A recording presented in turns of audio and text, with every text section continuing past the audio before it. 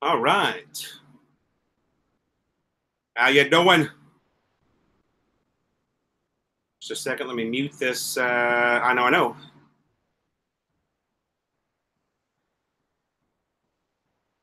All right. Good morning. Merc 3. There's my wrench. How you doing, brother?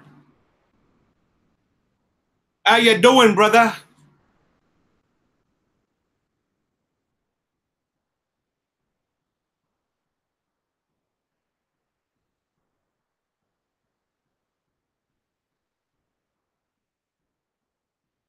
Happy Tuesday from North Calocan City, where the city meets the province, baby. That's right. Robert M., welcome to the chat. Thanks for coming in. Representing the lovely state of Pennsylvania, where it's very cold and a lot of snow right now. Merc 3, dude, I'm so happy to hear that. Merc 3 and I talk probably 2 hours a day. This guy is my brother. Kanoy in the Philippines, Randall B. Welcome to the chat, brother. Thanks for coming in. Representing South Caloocan, Robert M. Navy vet. All right. Robert M., welcome. Thanks for coming in. We're happy to have you here, brother. We've got a lot of military veterans in our chat. I have a lot of military veterans as subscribers. So USS Kitty Hawk. All right. Is the Kitty Hawk still in action, or did they sink it? I was on the Okinawa, USS Okinawa, and it's gone. They sunk it in 2004 in the Indian Ocean. Alex, welcome to the chat, brother. You sleep at 3 p.m., huh? You must have, Alex, you must work the graveyard shift in Sweden, where you live. Is that right? Is that why you're sleeping at 3 p.m.? Robert Collins, welcome to the chat. Representing the lovely state of Nebraska. Wow, Nebraska. Odaba. How's everybody doing? Thanks for coming in. Alongapo, 79 and 80. Okay, I was in Alongapo. There's Brian, BD5151. Good morning, sir. How are you? I was in Alongapo 1985 for about 90 days. We were lucky back then, Robert. The country wasn't at war, and my time in Alongapo was all liberty. We worked 2 days a week when we were there in port, and we were there twice for 30 days. Sorry. It was, we were there twice for 30 days, and it was a liberty float for us. We would work maybe Tuesday and Wednesday we would work, and work for us consisted of, cleaning up the squad bay. Yeah, good times. And then we'd run our asses off on the flight deck. You know what I'm talking about. You saw those Marines running on the flight deck on the Kitty Hawk. Actually, maybe they weren't allowed on the flight deck on the Kitty Hawk, but on the LPH, the Okinawa, we were allowed to go up. And then we had Steel Beach every Sunday, right? Did they have Steel Beach? Where just about everybody on the ship hung out on top of the flight deck there and got some sun and watched the flying fish. I used to hang over the edge and watch the flying fish in front of the Okinawa, the USS Okinawa. Just amazing experience, to be in the military, to be on a float like that where you're going all the way around the world on a boat that does about 25 miles an hour. Just an amazing experience, really. And you're far too young to really appreciate it. Yeah. I look back on those days now, and I wish I would have appreciated them a little bit more. You know what I mean, Robert? Doing push-ups, yeah. Yeah, we Marines do a lot of push-ups, man. Okay, I was stationed at Camp Pendleton. Not very far from you, just about a 45-minute drive. We chewed a lot of the same dirt, Robert, even though you were a squid. Welcome to the chat anyway, Robert. How's everybody else doing? Let's do a little check here, see who's here. Is this an infomercial? Philly Bryan. Uh, you know what? I guess it could be. Yeah. We are recruiting for the Navy in the Philippines. Jim Schultz, good morning. How are you, brother? Thanks for your great compliment on my singing voice. I've been singing for a really long time, since I was a teenager. I don't have any training in it. It's just something I've always done, you know. Always been a singer. My dad was a really good singer, too. So was my grandfather. Yeah, I guess it runs in the family. I don't know. We just have a good tone. Yeah, baby. Philly Bryan. Everybody say hello to Philly Bryan. One of my 3 wrenches. He is the man.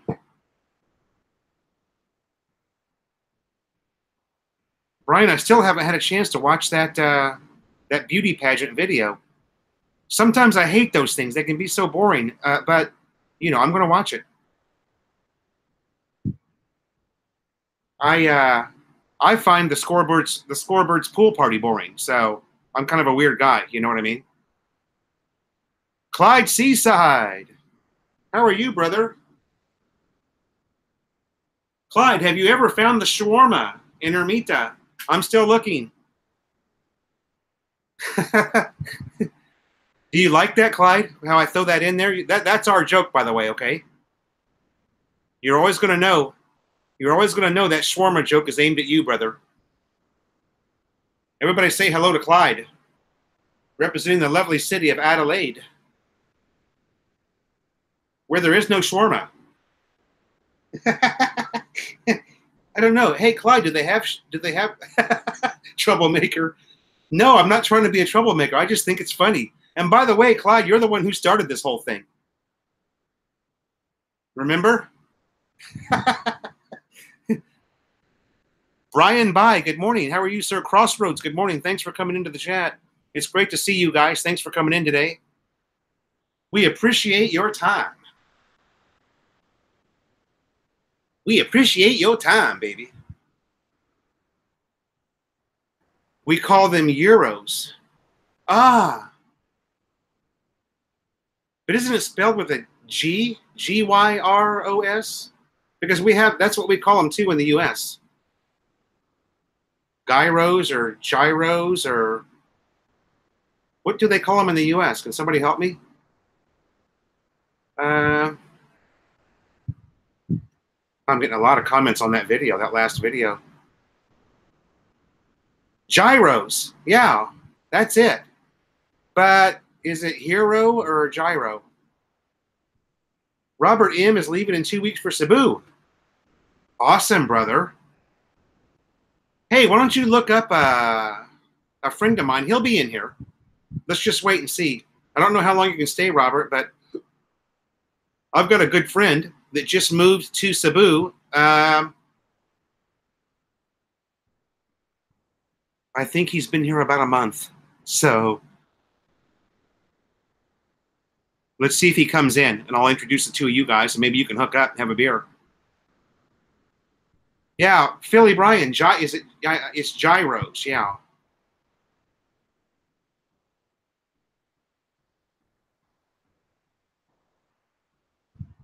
Oh, honey, Melanie will be in the live chat, but she's got to leave here she's going to leave here in about an hour to go back to St. Luke's to help her niece and nephew get their U.S. Visa. They're moving to the United States. Imagine that.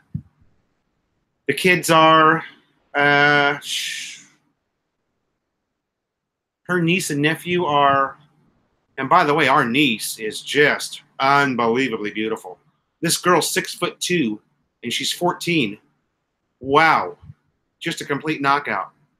You don't see a Filipina that tall very often. And she's just the nicest. I mean, she always blesses you when she meets you, you know. David Daniel, welcome to the, oh, it's called Heroes. Okay. I don't know. I'm not Greek.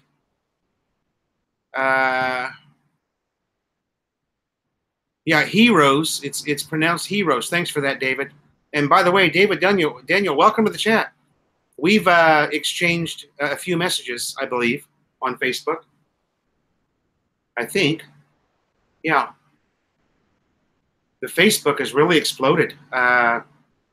Thanks a lot to you guys that joined our Facebook page. Wow. I mean, we have got a large number of our subscribers are on Facebook. Dennis Brock,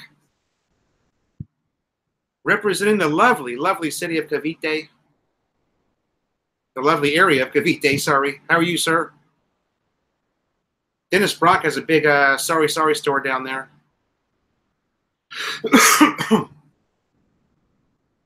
All right, we made a topic today. What do you love most about the Philippines? But before we get into that, let's see how many people we've got. We've got only 21 in the room right now.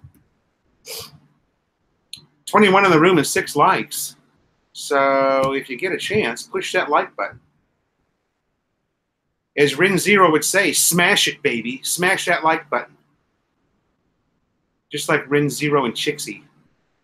Smash it, baby. Mercury 3 that says the women. Clint S. Welcome to the chat. Yeah, I would definitely agree with that. It's kind of fun to live somewhere where you're surrounded by hundreds and hundreds and thousands of beautiful girls. That's a great answer, and I would definitely agree with that. We don't have this in the USA, that's for sure. Maybe you can go to Santa Monica or Venice Beach in California and see a lot of beautiful girls, but they've got their heads up their asses, you know. Philly Brian, the cheap cost of living, absolutely. And for me, I would say that's probably when you guys say that's probably number one. I mean, anybody that's and Philly Brian and I are both young. We retired young. We were able to retire young, but we couldn't have retired young in the U.S. Right, Brian? You can't retire young in the U.S. You got to work your ass off there just to pay the rent. Clint S. Oh, I said hello to you already. Sorry. I don't want to get behind. Clyde Seaside loves the shawarmas in Ermita. Yeah, I still haven't found them. There's got to be a shawarma somewhere, right?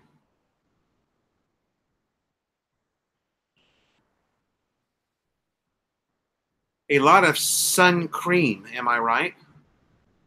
Alex Frisch says a lot of sun cream. I don't know, Alex. I would just carry an umbrella. I mean, that's what you do here. If you don't want to get the sun on you, just carry an umbrella with you like all the girls do. Actually, all the guys do it too. I mean, it's not uncommon. This is Southeast Asia. They don't want to get the dark skin here. Everybody carries an umbrella, boys and girls. Sun protection, yeah.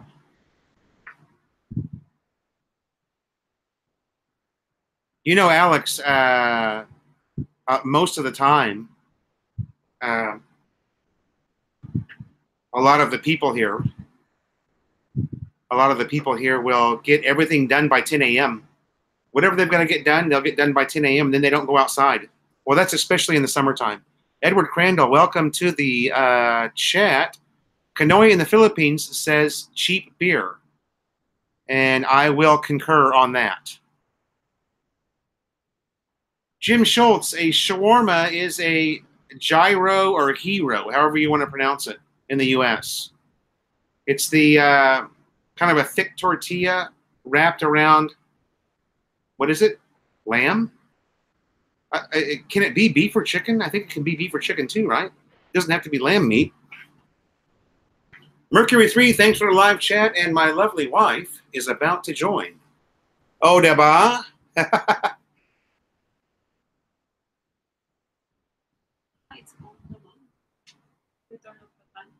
Yes.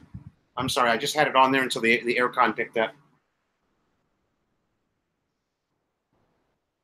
Armand Lowe, my French followers. Hello. But I don't speak French. But thank you so much for being our subscriber. You're so loyal. Armand Lowe, I'm probably not saying that right because they're French. But they are very, very loyal subscribers. Merc3, thanks for the chat, buddy. Good morning, Jim. Hi, Mercury. You take whitening pills. That's Lynn Dickinson's husband, BD. His name's Brian. He's got a lovely Filipino wife too. Her name is Lynn Dickinson. She has a very cool channel. Talking about whitening. Whitening skin? They take whitening pills there for their skin. I don't know anybody that does that, Robert. I'm sure there's some. The whitening pills are really popular in Thailand. Here it's more about GM. Yeah, Melanie's the GM. Good morning. Here it's really more about soap that supposedly whitens your skin, and none of it works, you know. It's all bullshit. Glutathione. It's all bullshit. Glutathione injection and glutathione capsule if you want to be whitened. Yeah, you can get some type of an injection, but it's really expensive. Okay. Yeah. Hello, Kanoy in the Philippines. Kanoy in the Philippines, baby. So a blood from the Philippines. Clint S., I want to visit there and meet you and Brian in real. Okay, that's no problem. Just let us know when you're coming into town, buddy. Okay, Chris's World is he has subscribed to Armand Lowe. That's great. He's got Kanoy also, Chris's World.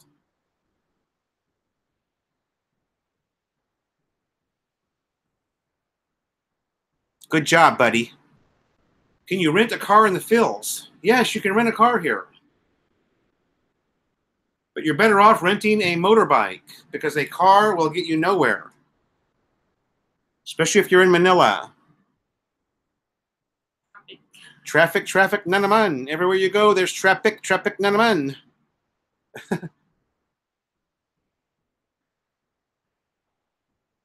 Anybody else? What's your favorite thing about the Philippines? What do you love most about the Philippines?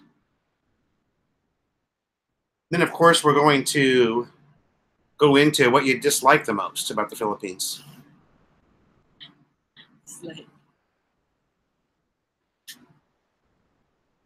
Mike Lambert, I don't know the name of the company that rents the cars, but you can rent a car here, yes. There's a lot. There's a lot of car rental places. This is not the USA, so they don't have Avis, or maybe they do have Avis, I don't know. My wife, Bisaya. We're the same, I'm also Bisaya. Yes, Melanie is from Bukidnon, Mindanao, diba? How's your bike injury down? Philly Brian, I am 100% better. I have, some scabbing going on, but it's good. Dennis Brock says he likes the fact that there's no snow in the Philippines. Kanoy likes the beaches. Carl Fernung likes the hot weather. Welcome to the chat, Carl. The friendly people, the smiling faces. Very good answer. The Clyde Seaside, the friendly people and the smiling faces. There's a lot of smiling faces.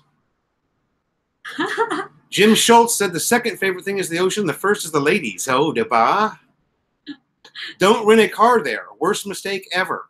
According to Edward Crandall, apparently he has a bad, something bad to say. I don't know. Robert M. I would rent a car here if I needed one. No problem.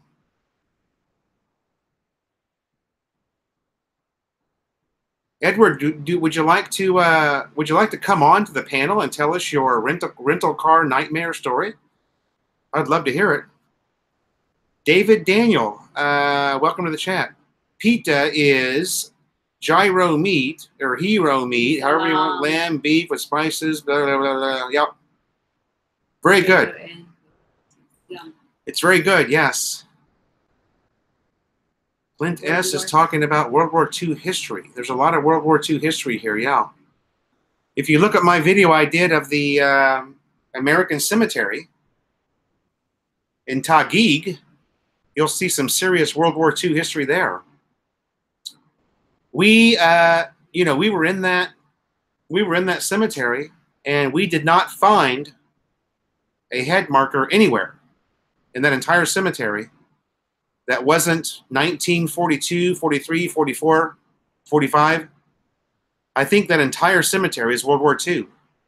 Now, I don't know, so, before you hack me on that, but we never found a headstone that was anything other than 1940s dated. Jim Chewy, welcome to the chat, buddy. How you doing? Robert M. Loki 65. Robert M. Yeah. Oh, your wife's from Mindanao. Loki 65. Just wanted to say good day from Perth. Australia.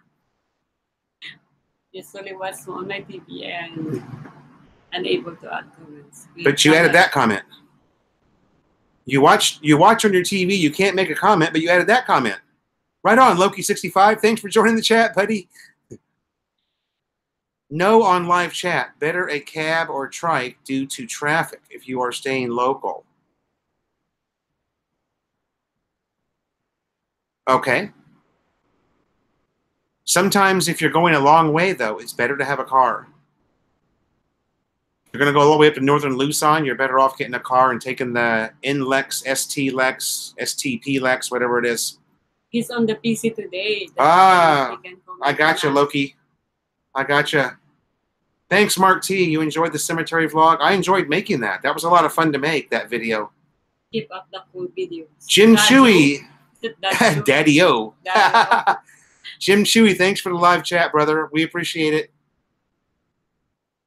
Is it in Manila you two live in? Must be crowded a lot. We don't live in Manila, Alex. We're in the Manila suburb. Still a part of Manila. We're a part of Manila, but we're in a Manila province, really. We've got cattle walking around in our streets here, so we're not in the city. Kalau Smith, most retired Americans love the Philippines. Why is that? And they love to move there and marry Filipino women. Anybody want to help Kalau Smith understand that? Well, for starters, look. Kalau, where do you live? Kalau, are you in America?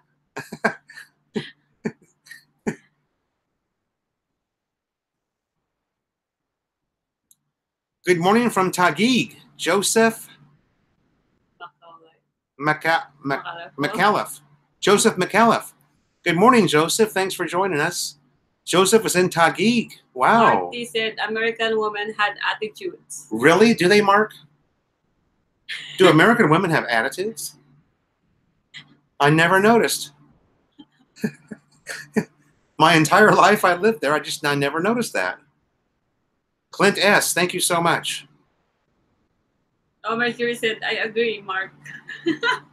Hey, did you guys see the wall we built this morning? Did you go to Facebook and see the wall? Scott Del Fuego, what's up, brother? Everything's good where the city meets the province. Yes, thanks for joining us. Jim Chewy says that Filipinas will make you feel taken care of. That's true. Oh, Kalau Smith, you're in Cleveland, Ohio. Wow. Ohio, round on both ends and high in the middle. Alex says, I understand why Filipino women are attractive. Okay. Robert M., is there a VFW there? We have something called Knights of Columbus, very close to my house, which I think is almost the same thing. I don't really know. I need to look into it. It would be good if I joined something like that, I think, just to be around like-minded folks. There's a VFW in Angeles, where Philly Bryan is. Edward Crandall, you saw the wall that we built? Does that wall kick ass or what? I think Trump would be proud of that wall.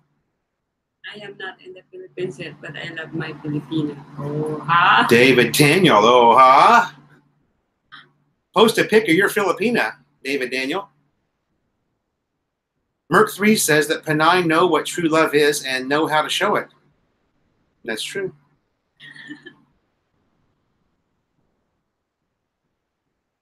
I'm in love with the Filipina on Pasho's Zumba video. Oh, she's already taken. You like Daisy May. Everybody loves Daisy May, so don't feel bad, Scott. but also we she's all love. already taken. Yeah, we all love Daisy. Hi, Ken.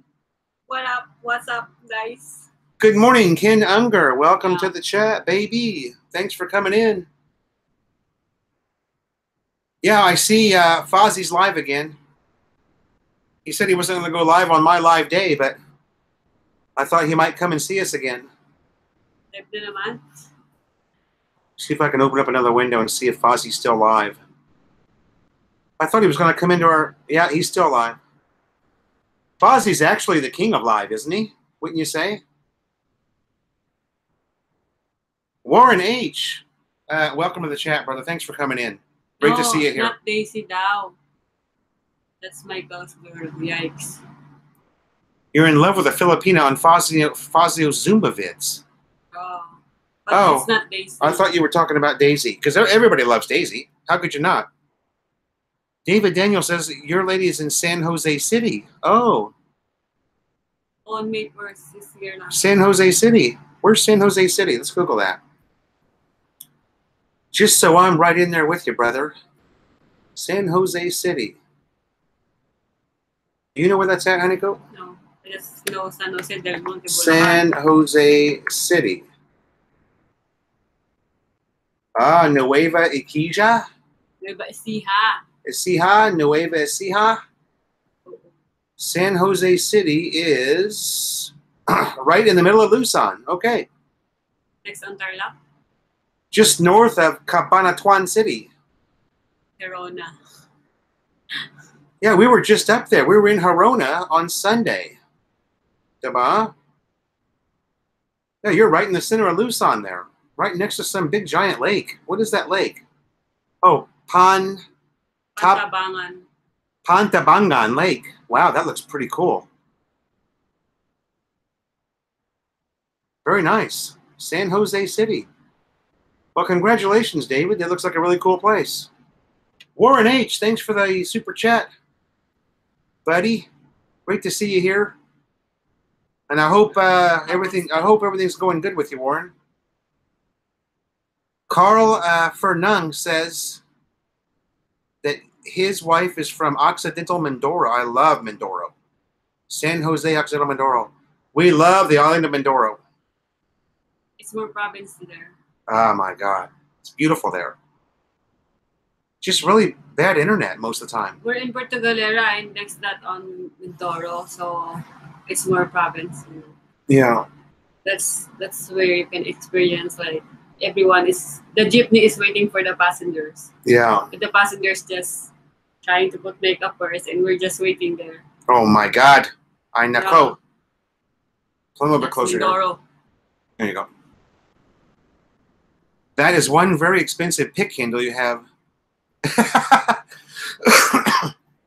Yeah, you know what is funny, Clyde? They sell those pickaxes everywhere. But guess what?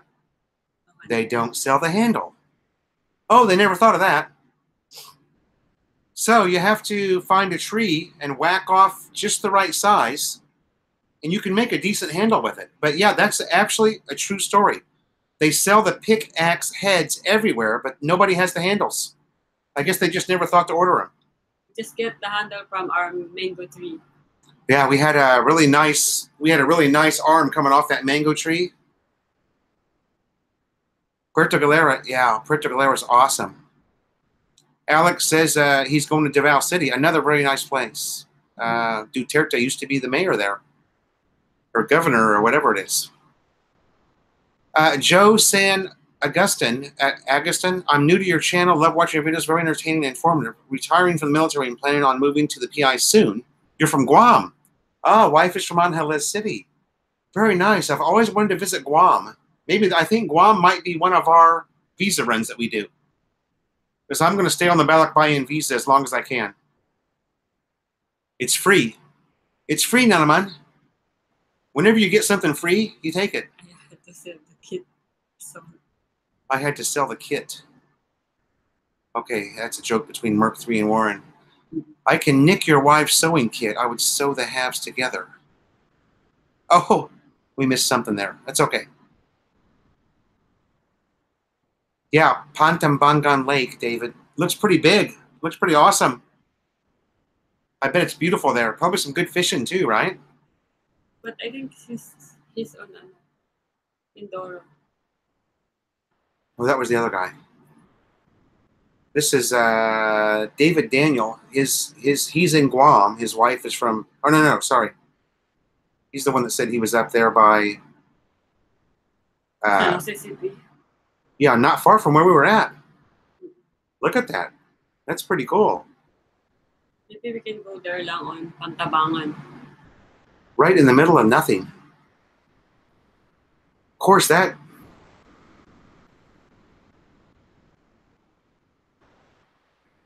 Sounds like Obama now. Sound like Obama. Just kidding. I sound like Obama? My voice sounds like Obama? They're tearing up Walking Street now. Can you take a video of that? I don't live in Angeles, but Philly Bryan just did a video of it. Go to Philly Bryan's channel. He just did a video of it.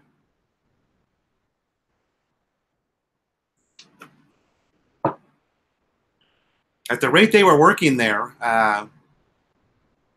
they probably got Walking Street fixed now. We'll see, because I'm going to be there. I'll be there pretty soon. I'll be in Angeles probably within the next month, I'm thinking. I don't know. Love It 97, welcome to the chat. Thanks for coming in, brother. Good to see ya. It's good to see ya. It's in there. Yeah, Philly Bryan just did a Walking Street video there, Jared. And I would have done one too if I lived up there, but we're not close. We're close, but not close enough just to go for a video. Yeah. Right? When we go, we want to stay for a couple of days and have fun. Do some bar hopping, baby. And eat some steak. Ooh. The top 10 wealthiest provinces in the PI. All right. I see it. BD5151 is working on ideas for doing the lumpia dynamite. If I can't find the Eden cheese here, I think I will substitute. Yeah, probably. You know what would work really good, Brian? It's just plain old. God,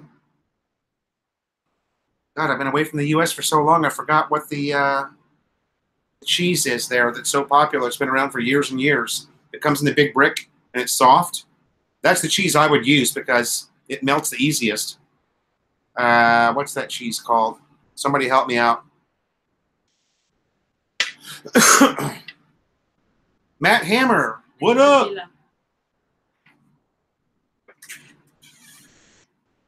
Thank you, Velveeta cheese. Slow ride. Hell, what's up, buddy? Welcome to the chat.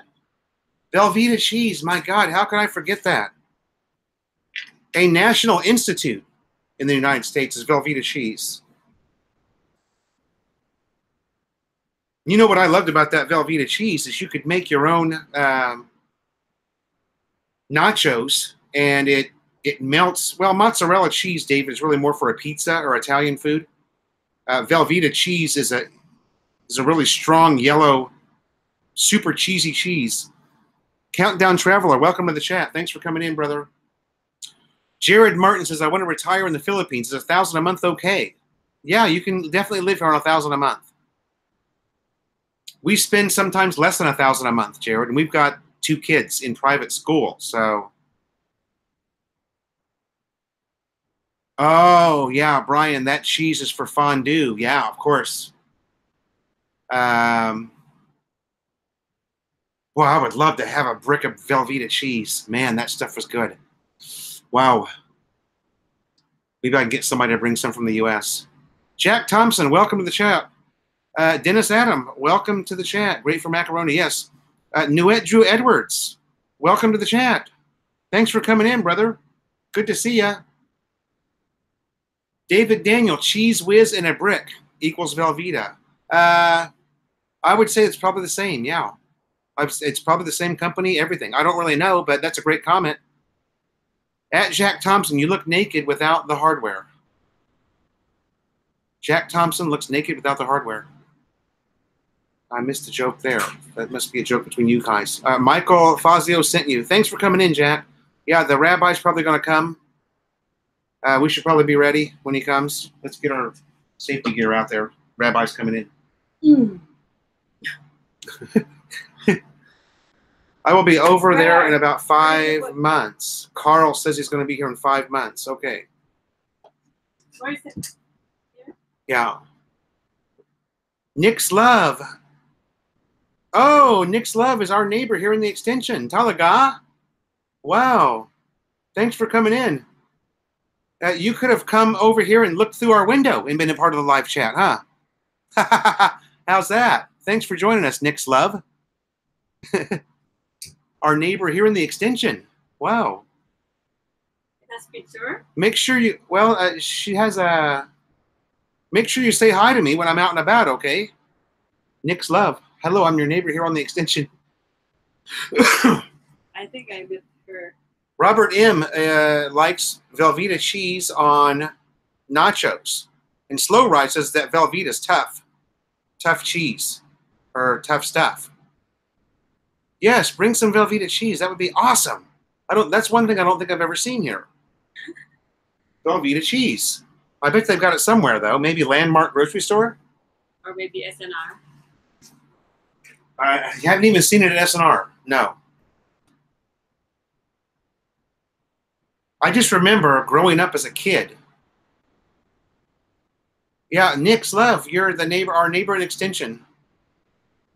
Thanks for joining us. Nick's Love might be a troll. I don't know.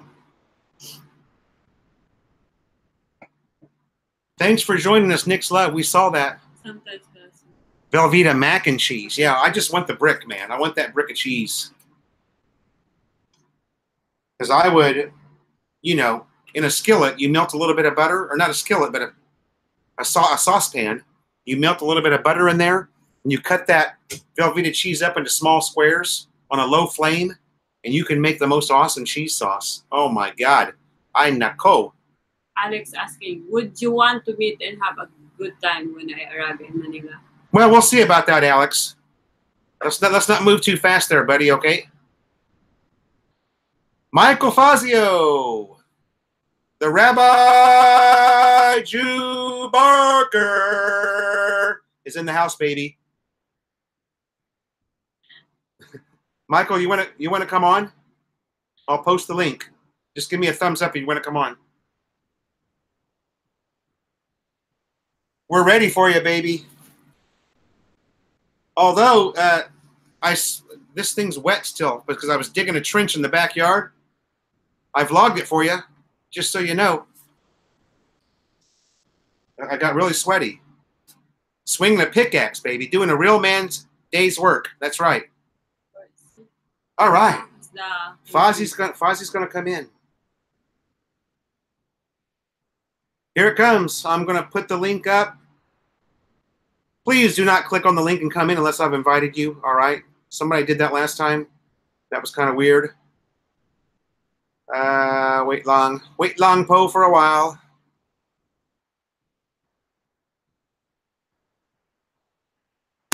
There you go, Michael. Click on that link and then I'll delete it. Or maybe you can delete it, Merc, before some idiot comes in.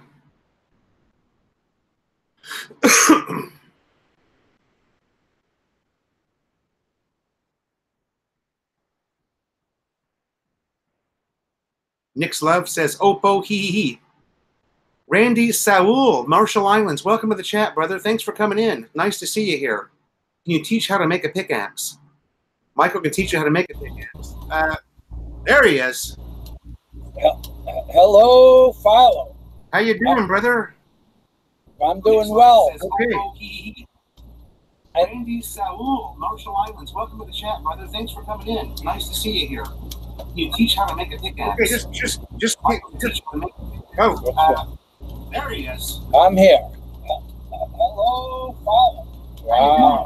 Okay, Rabbi, you gotta mute your YouTube. Wait.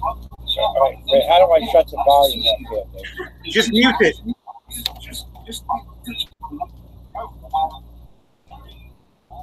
Where's your vest? Okay, that's better. We are officially in a construction zone, ladies Now and I gentlemen. can't hear you. Oh God. How do I do this? How do I mute this sound? Just your YouTube. Just mute your YouTube. That's all. Where, honey? Okay. That's better. Come here, Daisy. We are officially in a construction zone, ladies Now and I gentlemen. can't hear you. Oh God. Where? How do I do this? How do I mute this sound? There you go.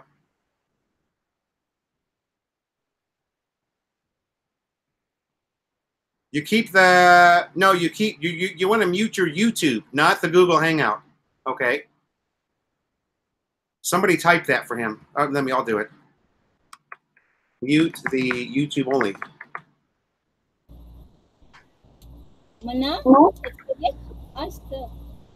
You keep the no. You keep you want to mute your YouTube, not the Google Hangout. There you go. I think you got it. YouTube only. Did I do it correctly? I think you got it. Yeah. Okay, sorry. Sorry. You want to mute your YouTube, not the Google Hangout. Nope, I still hear it now. I think you got it. All right, so before I forget, I'm going to need your address. Did I do it correctly? No, it's not working yet. How do I? Daisy, let's see, controller. Let's go to the controller. No, I still hear it now. All right, so before I forget, I'm going to need your address. No, it's not working yet. All right, he'll get it. Just give him a chance.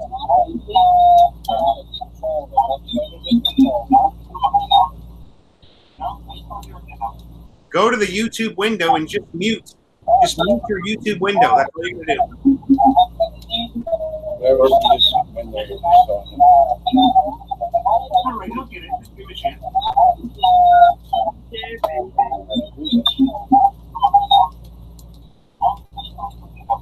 Go to the YouTube window and just mute. Where is the Mute YouTube? your YouTube window. Ah, okay. The YouTube window. I was okay. I got it. I was looking in the wrong place. I was looking on the application. That's all right. You got it. Okay, so now before I forget, I'm going to need your address. Give me a shirt, honey. I want to send you one of these shirts. All right. Let's see what you got there, buddy. Any shirt. Any shirt. You're going to get your construction zone here. Just a second. I'm sorry. I apologize for my wife. She's not addressed appropriately. We have these rocks on time backhoe. Yeah, On-time baby. backhoe. Scrape rock scrapes. That's awesome. The Rabbi Jew Barker. Hey, say something real quick so the window opens up for you. Okay. All There right. you So this is rock scapes, not rock scrapes, and it's an on-time backhoe T-shirt. That's And awesome. in the back, it has a pyramid and the Rabbi Jew Barker, baby. Hey, I love that. I love All right. it. I will send you my address, okay, on Facebook. I'll send it to Daisy. Okay, and your if you have a globe number, I don't know if you have a globe number. That'd be great. We could talk on the phone. I don't have a Globe number, but we could always just chat. We could always talk through Facebook Messenger. Okay. So now that we're in the Philo construction zone. No, it's always your construction zone, baby. I'm just a day laborer. What were you pickaxing in the backyard? You'll see. Go to my Facebook. I was building a wall. I was building a wall, baby. Let's just put it that way.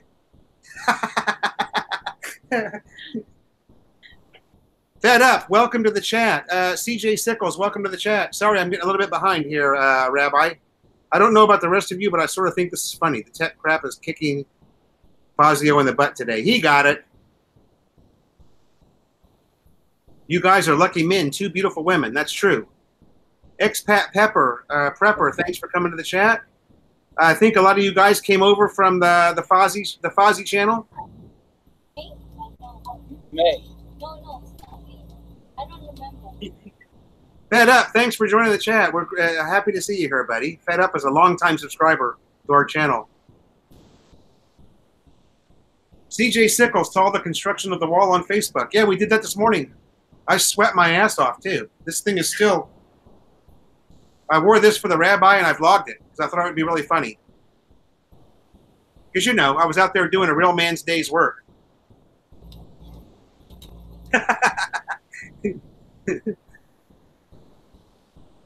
Clint asked, Brian, I love your vids. Everybody loves Brian's vids. He does a great job. Awesome collaboration, Jack Thompson. Thanks for joining the chat, Jack. Okay, Rabbi, we have a topic today that we're discussing. What do you love most about the Philippines? The thing I love most about the Philippines is that when you're walking down the block or when you come out of a bank, you don't have to worry about looking behind you where I live and having to worry about being robbed. Oh, yeah. Yeah, that's true. Basically, the community in which I live in the area of Bohol, you don't have to watch your back when you go into stores or around on the corners or in the streets. The other thing I like about living in the Philippines is the most I like about living in the Philippines is I like to speak with people. I like to say hello and communicate with people. And yeah. I have, in 5 years, I may have run across 10 people that didn't wish to say hello. They all wanted to say hello and share a story with you from their family, or they ask you where you're from, and I tell them, Nagpuyo ko sa Mindanao, Zamboanga, Mike, Busayap, and they start laughing because it means I come from Zamboanga and I am in the family of the Abu Sayyab, and they all start laughing. And that starts off the conversation, and then they say, oh, you speak my language, and then from there, you're open to, 100 different questions. So where do you live? And then I tell them I'm from New York, and everybody wants to communicate with you. Everybody wants, and they say and most of the people will say it's very nice that you took the time to learn some of my language. Thank you. Yeah. They love that. Yes. That's a great comment, and you're right about that. Before you know it, you're in their house eating some food and drinking some Imperador. That's just the way it is here. Great comment. Tuck Alley, welcome to the chat, baby. Thanks for coming in. Everybody say hello to Tuck Tuck.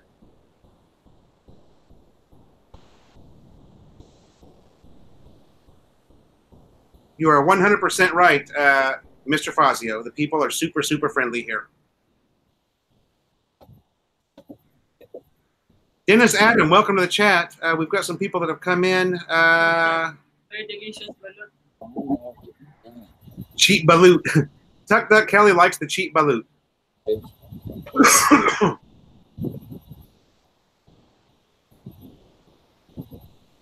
the comment that I wanted to make, that the rabbi was talking about, the people that don't say hello are the other foreigners. They'll walk right past you with their head down. That's absolutely correct. Most of the foreigners that I know I meet will not say hello. Most of the foreigners don't want to have anything to do with you. They'll put their head down when they're walking past you, just so you don't have to say hello. Yeah. What we do have right now is at a 15-second lag time in conversations.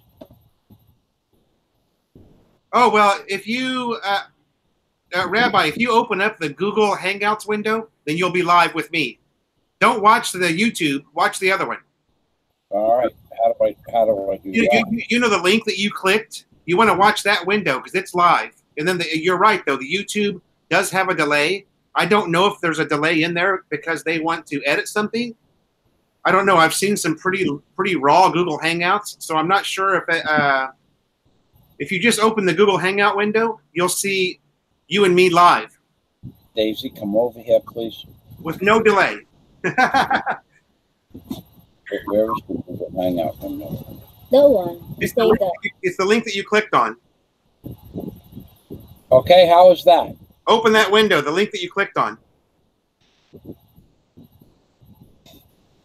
Because there are two windows. There's a YouTube window with you and me, and there's a Google Hangout window with you and me. The Google Hangout window will be your live one. Carl Nakonichi. Wow.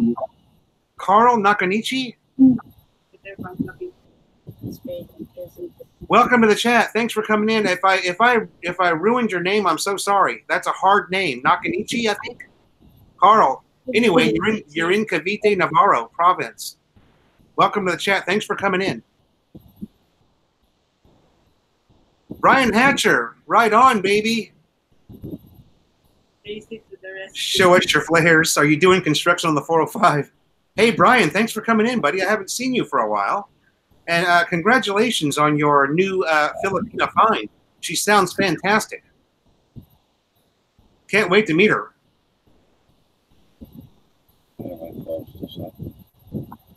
Yeah, Carl says it's a hard name. Did I get it right, though? Nakonichi? Did I knock it out of the park, Carl, or what? Or did I completely butcher it? Rory Thomas. Rory's in Cebu. How you doing, buddy? Rory, I have not seen you. No, but close. Okay. Nakaneki? Nakaniki? Carl, I'm determined to get it right, baby. Nako, it's C-H-Y. Nakaniki. Nakoneki. I don't know. Hey, just give me an A for effort, okay? Oh, wait a minute. Did the rabbi go away? Yeah. I think you did. A retired sailor. Hello, my friend. How are you? Thanks for coming in to see us. Okay. Jeff Spicoli, what's up? Hello, Phil, Melanie, Mike, and Daisy, everyone. All I need is some tasty waves and cool buds, dude. Jeff Spicoli, welcome to the chat. An A for trying. Thanks, Carl. Anyway, you're a Filipino homeboy, so welcome to the chat. Rabbi, just come back in. I'll give you the link again. Philo, you need to cover the price tag. I need to send you a Union sticker from Chinatown. I need to cover the price tag. Philo. Oh, yeah. You know what? It's just really hard to get it off, and I was lazy. And the rabbi hasn't been in our chat. Yeah, I'll get it off there by next week, I promise. You know what? I could put a, yeah. Or maybe I'll just cover it with a cool sticker. Do we have any cool stickers, honey? Your Philo sticker. A Philo in the Philippines sticker? Well, that's a pretty good idea.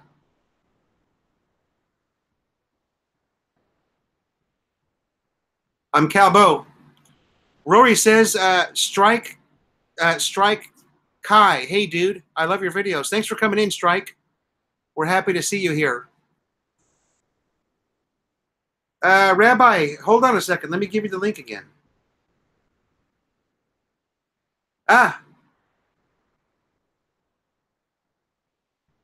And remember, Mr. Fazio, when you go back and forth between the two windows, there's a little bit of a lag on your mouse. So you have to be patient with that, okay? There's a little bit of lag time.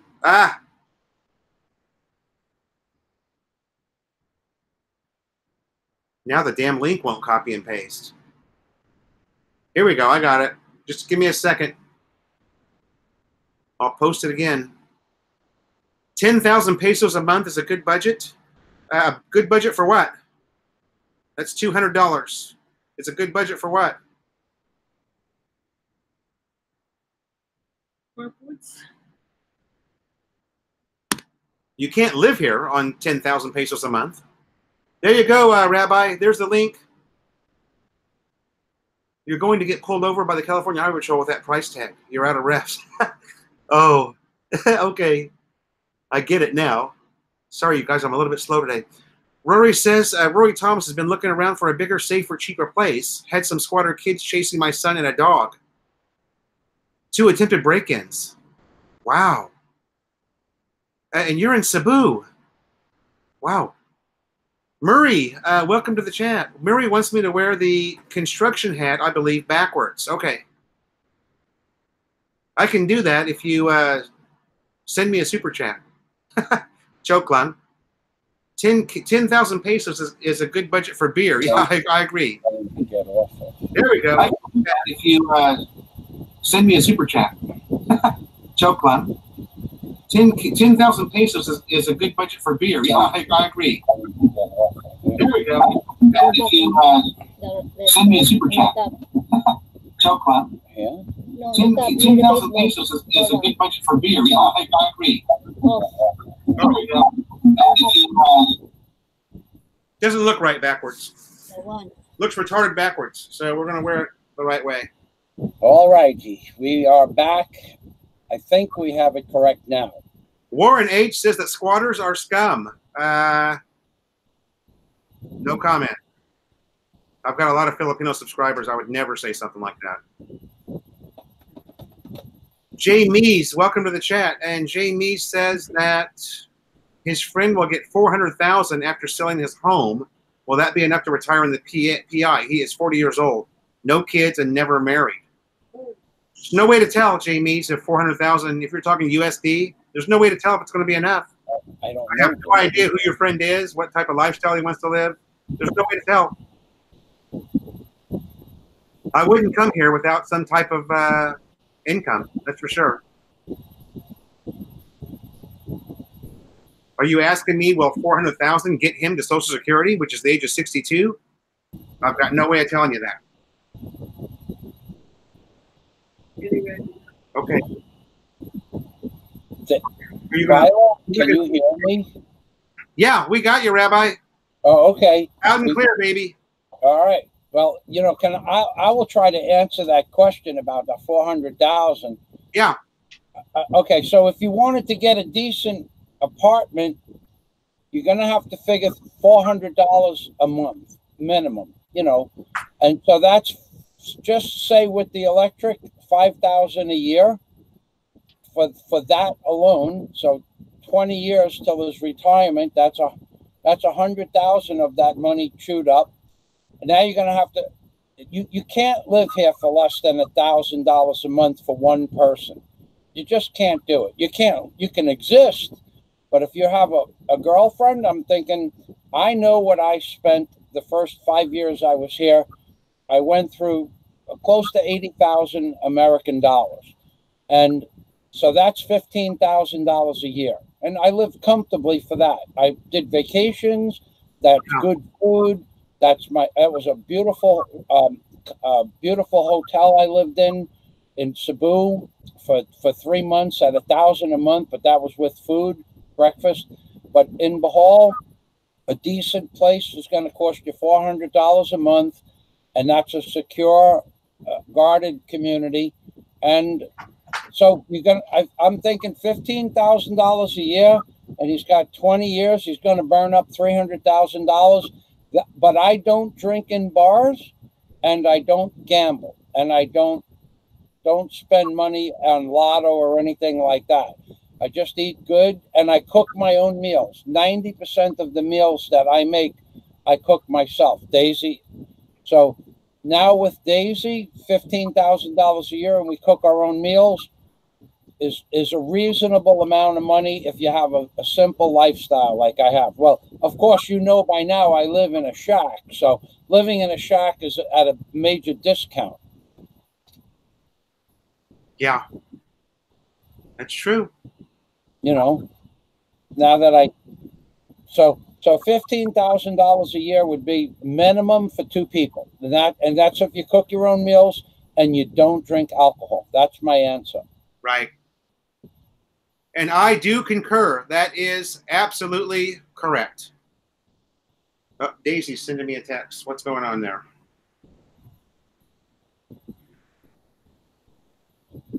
Ah. Hi, Daisy. Hello. But we're already connected on, I know. So, okay, let's see what we got here. In all seriousness, so I could live pretty luxuriously on $7,500 a month.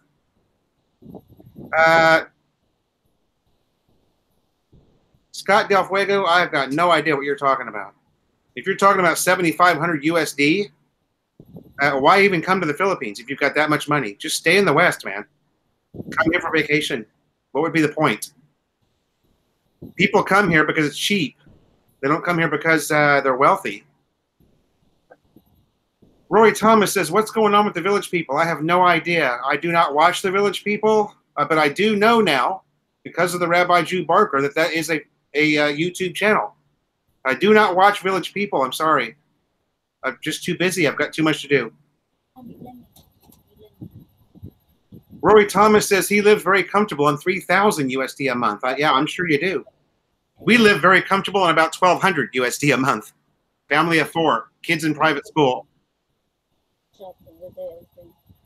And we live a very good life. Sometimes we spend as much as 1,500 a month, but most months we're right around 1,200 USD.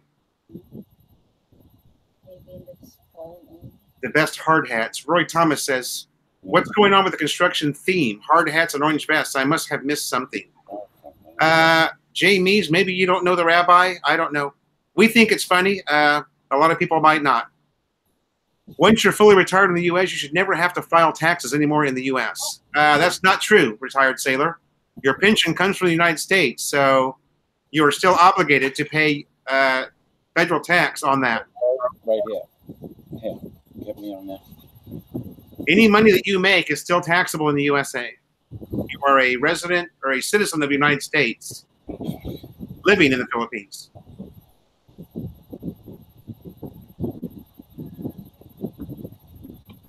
Okay. Does anybody else want to comment what they like the most, what they love the most about the Philippines? Philo, is it possible for me to see the chat window on my page, or should I only see it in my cell phone? What I do, Rabbi, is I reduce the size of the Google Hangouts on top of the YouTube. So I can see the live chat in the YouTube, and to the left side of that, what I do is I cover the YouTube window with the Google Hangouts window, okay? I replace the two of them. Frank Dipizza, good morning from Malta. Thanks for coming in.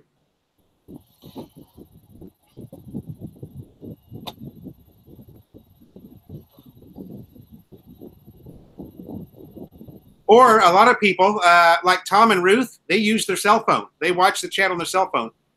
That's what I have chosen to do.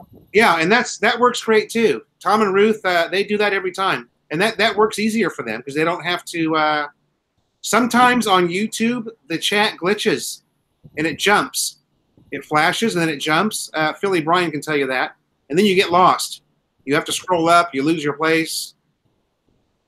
Strike is in Brisbane, Australia. Welcome, Strike. Thanks for coming in. People are more happy in the Philippines than they are in the West. That's probably true once you make it through that first year. There's a lot of Merc3, thanks for the super chat, baby. Go to the Philippines because it's cheap and the people are happier. Yes.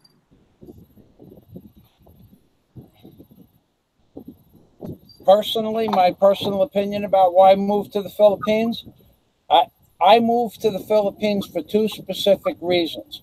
The first one is I love scuba diving, and I couldn't, even in the Florida Keys, in the wintertime, the water temperature would go down to like 53 or 55 degrees. Yeah. And then you have to wear a wetsuit, and it's uncomfortable to wear a wetsuit. And when you get out in the winter, sometimes in January or February, even the weather might go down to 45, 47 degrees, even in Key Largo. But here in the Philippines, you can do scuba diving all year. And the water temperature remains a constant 78 to 80.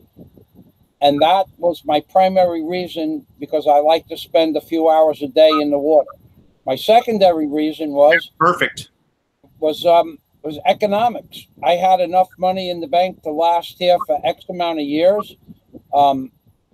and then I have another investment in America that I don't have to worry about money per se for the rest of my life. So but if I lived in America, I'd only be able to live to be 75 years old on a fixed income, what I have available. Yeah. Here I can live to 93, and that's when I plan on putting it to an end. Yeah. So another 30 years and I'm good to go. Right on. Scott Del Fuego, let me reiterate something for you here. 3,000 USD here in the Philippines would be a very upscale lifestyle. Okay. You said 7,500. So you could spend 3,000 here and you would be one of the wealthiest people in your entire neighborhood, no matter where you live in the Philippines. 7,500 a month is probably more than the president makes. You've got more money than Duterte. Good morning from Ireland, Kieran Hennessy. Well, also Philo, Scott Del Fuego likes scuba diving, and it's a limited amount of wrecks here in the Philippines. But if you go to Palawan, they have 5 Japanese war wrecks in deep water, and a dozen or so other Japanese wrecks in more shallow water. Yeah. But the water here is always clean. In America, you have to travel 2 or 3 miles off the coast to get clear water. And most of the reefs that are dove are a couple of miles away from shore. Here, right offshore, you have clean water and but the fecal matter in around the big cities, well, that's something else that you can't see, the bacteria level in the water. Yeah. But when you do have water flow, like between the islands of Cebu and Bohol, or from Palawan to Coron, you have some of the most pristine waters. I've dove in probably 35 different commercial dive sites, Bonaire, Aruba, and then all around the Cayman Islands, and Florida, and the coast of California. And this is the cleanest water and the least amount of work to do your diving. You don't have to pack 100 pounds of gear. A Farmer John wetsuit weighs X amount of pounds, maybe 14 pounds. Then you have 30 pounds of weight. That's an extra 50 pounds of weight just to get from your car to the dive boat and then back at the end of the day. Yeah. And you don't have to clean a suit. You could just wear a skin suit. So Scott's a diver. He doesn't drink alcohol. He loves swimming. His kid, if he brought his son is a scuba diver, started learning how to scuba dive at 8 years old. His son could grow up in a perfect environment with not to have to worry about, problems at school and things like that. So there's a lot of benefits to living here. I enjoy living here for many different reasons. Yeah. Diving is the most important part. Especially when you have that much income monthly. My God. Mike Akulian, welcome to the chat. You're from the Florida Keys. We don't have surfing, mountains, beaches, and single women. Rents are hard to find. Apartments are 3 times as much as the Philippines. Mike Akulian, I'm from Southern California. And a 1-bedroom studio apartment's $2,000 USD a month. That's with no garage. $2,000 USD for a studio apartment. Yeah. I feel your pain there. In the Florida Keys, Philo, I had a house on the water. You could not rent my house. I had a 2-bathroom, 2-bedroom apartment with a big living room. So it was 27 feet by 27 feet, and that covered the 2 bathrooms, the 2 bedrooms, and the living area. But in the back, immediately in back of it, was a dock and a deep water canal. You couldn't touch that apartment. In 1999 was the last time I rented it, $1,400 a month with electric. Now those apartments are going for $2,400 a month. Yeah. And if you rent it by the day, they're getting $200 a day for an apartment like that. An apartment across the street, no water, no view, just dirt lot next door or trees behind you. 2 rooms are $780 to $900 a month. Yeah. So yeah, that's a lot of money. For $900 a month, you could get an apartment, pay your air conditioning bill, and food for 2 people. then the rest of it is on you. Now, Mike Akulian, I don't know if I'm destroying your name or what. We've got really nice apartments, walking distance from my house for 140 USD a month. Really nice 2-story apartment with a parking area. 140 USD, baby. So, yeah, there you go. That's how cheap it is in the Philippines. And it's in a super quiet area. There's no jeepneys or trikes going up and down the road. You might wake up and have a cow sitting by your front door, but it's really nice. There's a lady on my block. She's about 60-something years old. She walks the cow to the beach a couple of times a month. You'll see her. She's got a cow on a rope, and she walks a cow to the beach, leaves the cow there in the morning, and then comes back around 11:30, 12 o'clock, and comes back and picks up her cow. And a couple of people do the same thing with some big pigs. Like, I'm talking 500-pound pigs. They have a little 1/4-inch string on the pig's neck, and they walk it like a dog to the beach, and they bring it to where the pig can go in the ocean, and and that's really cool to see. I enjoy that. So they actually go swimming in the water? The pig? Yeah. The pig has been swimming in the water since when I got here. The pig was maybe a 60 or 70-pound pig. Yeah, the pig will swim in the water if they put it. If they that's hilarious. Yeah, no, they can swim, and they usually leave it down the beach a ways. But on occasion, I'll walk down that far on the beach and see the pig, and the pig is friendly. You can pet the pig. I don't pet the pig. Okay, the pig could rip your hand off without even noticing it. But I see people pet the pig. So if you want to pet a pig and you live in the Philippines, be very careful where you put your hands, because some pigs are more friendly than others. Yeah. Joe San Agustin, the 13A is a very good visa. Also research the SRRV. Okay.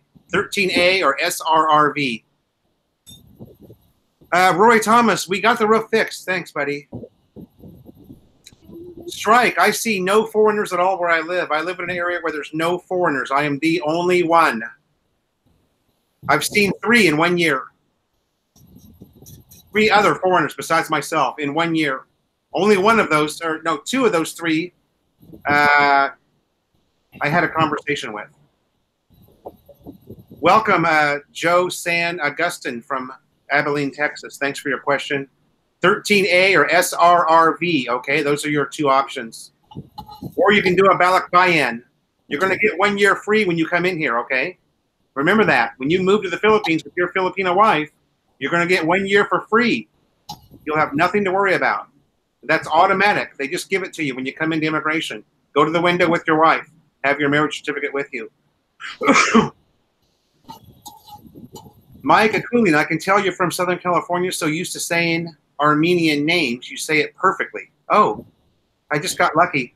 But yeah, you're right. There's a lot of Armenians in Southern California. I'm friends with very many that I worked with at my company.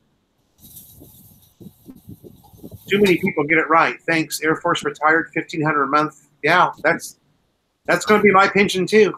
My pension's a little bit over $1,600 a month. Rory Thomas, good luck, baby. $23,000 a month for a 5-bedroom home. Wow. $23K. That's $500 almost. Yeah.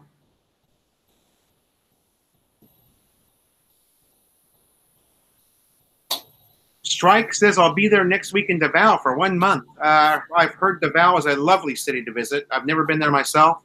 Good luck to you, Strike. Thanks again for coming into the chat.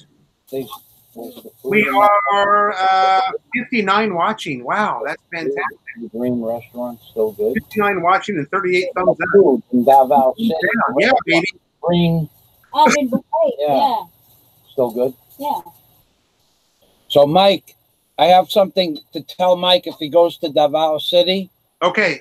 There's a place called People's Park.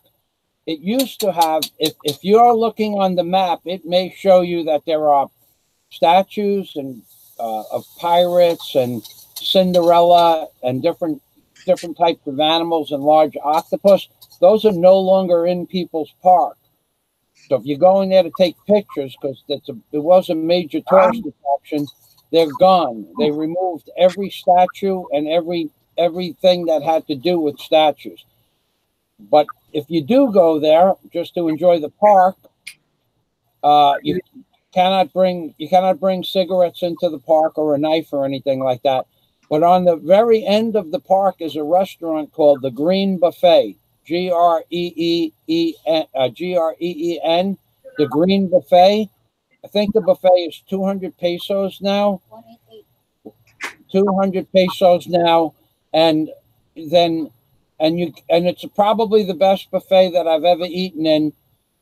It's certainly the best buffet I've ever eaten in the Philippines. They have mussels, shrimps, steamers, big giant piece of pork tips, barbecued pork tips, and chicken. So if you do go to that area of People's Park and you're looking for those statues that you'll see in many people's videos, they're all gone. So that would be up to you. Great comment. Jamie's, I would try the dating sites, okay? Filipino Cupid. You can have troubles with that, but there's people that have a ton of success with it too. Also, Facebook. You need a lot of Filipino girls through Facebook. That way you would get a chance to chat with somebody ahead of time before you come here. You know, I met my wife through Facebook, and it worked out great. So there's also a People's Park in Laguna, Cavite. It's called People's Park in the Sky.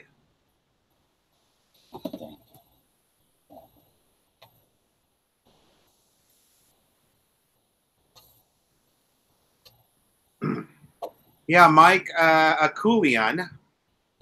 I'm retired at the age of 50. I retired early, so my pension is half of what it would be. There's no way I would ever work till the age of 65. There's no reason to.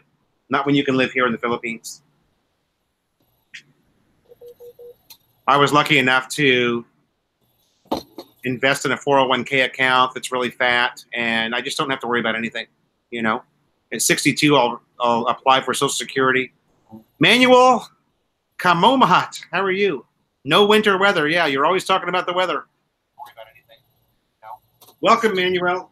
Applying for Social Security. Manuel Kamomahat, how are you? No winter weather. Yeah, you're always talking about the weather. Welcome, Manuel. I would like to add something about dating in the Philippines. Yes, sir. Okay, so I see a comment by Michael Vargas saying just go to the malls if you want to meet a girl. Yeah. And I'm going to agree with that to a large degree, because what I did was I tried dating sites while living in America, and the girls, if you're not actually on your way to the Philippines within the next 3 weeks after talking to the girls, they're pretty much most of them are not going to keep in touch with you if you're not here or coming here. Yeah. There are some that'll talk to you for a year, and then when you get here, you'll either be friends or not be friends. But the best way is to go into a mall, like Michael Vargas says, or a big department store, find the manager, introduce yourself with your name and your intentions. I'm here to meet a nice girl.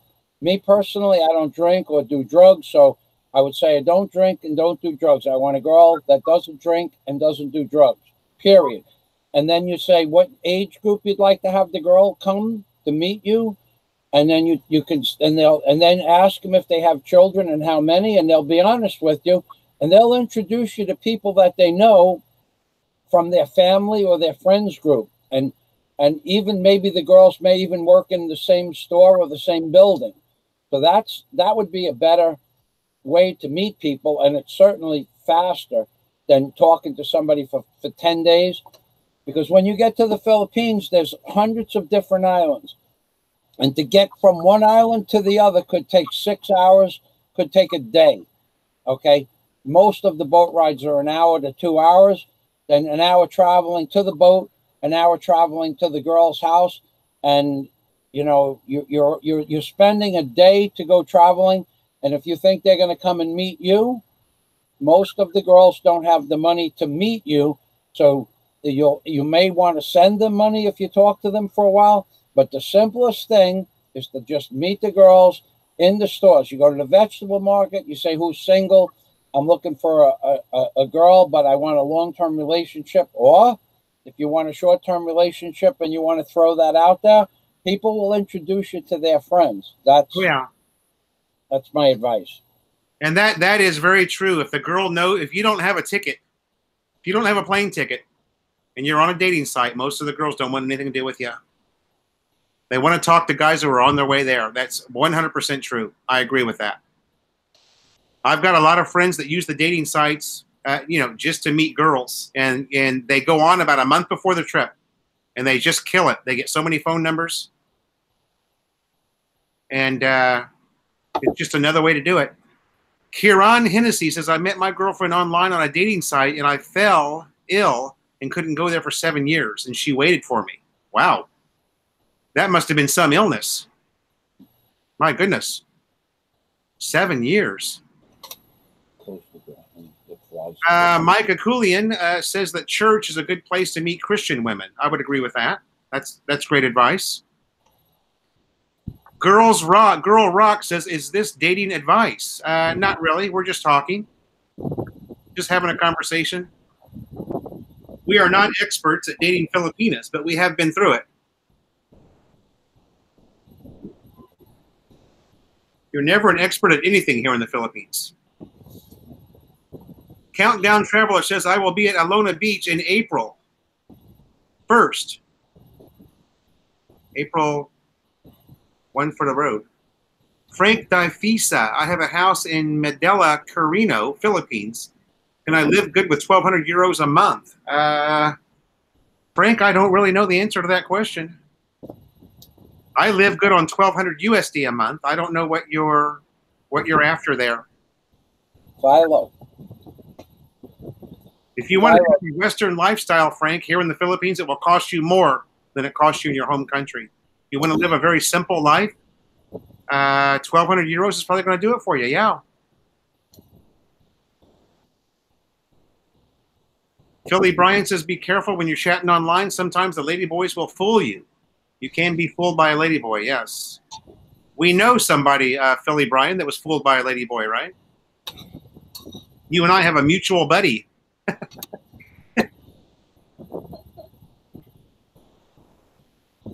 Philo, this fellow here, Countdown Traveler,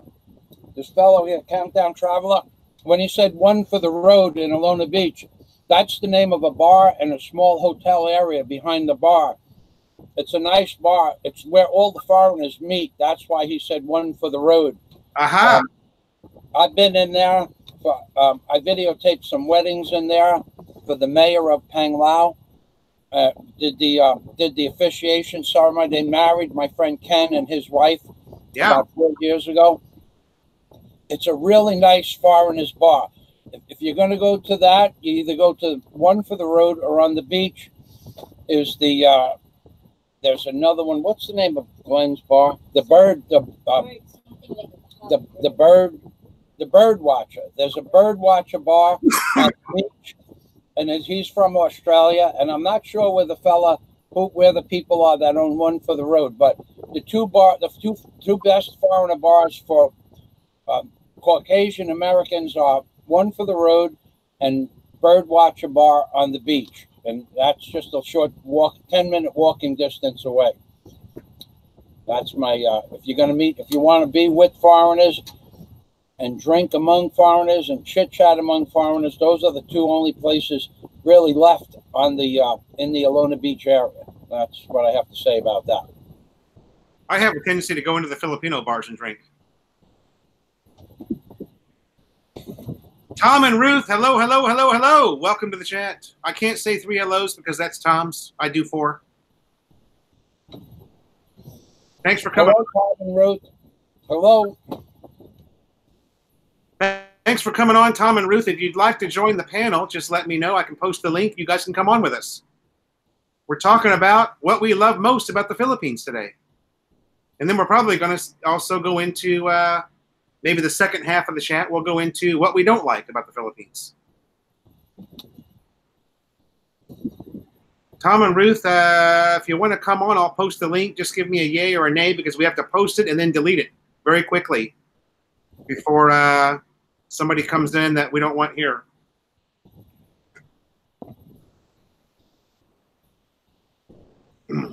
Love to have you on if you guys want to come on. You know, Philo, what I wanted to tell you about that hard hat is they have, you know, there's an additional part of a hard hat, you know, where you put it over your head. It's a thermal insulator, and you strap it around your chin when it goes down to 20 below. Now, I have one out in the shed. I'm going to start wearing that when I come on your show. I'm hoping that you have one, too. It'll keep your head warm, down to 20 below.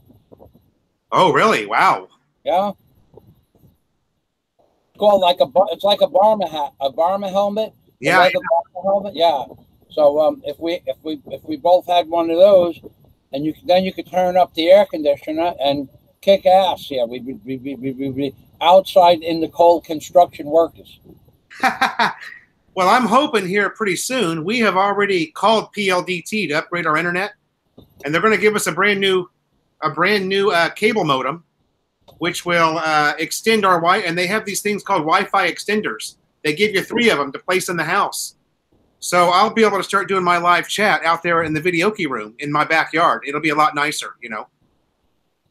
TNA, thank you so much, sir, for the super chat. I appreciate that. Chris C.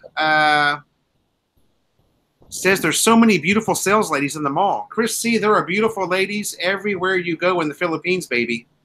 Everywhere you go. Okay, Tom and Ruth. Tom says he's headed into town, so maybe they don't have time to join us. Robert Carlin says that they use the hard hat liners there in Nebraska. All right. Yeah, no liner for PH. It's so hot here. Wait till you see you guys go to my Facebook page and look at the damn sweat I busted, man, swinging that pickaxe this morning, digging that trench. The rabbi would be proud of me. Of course, that video won't be out for 2 weeks. I'm 2 weeks behind on content. I've got so much to edit.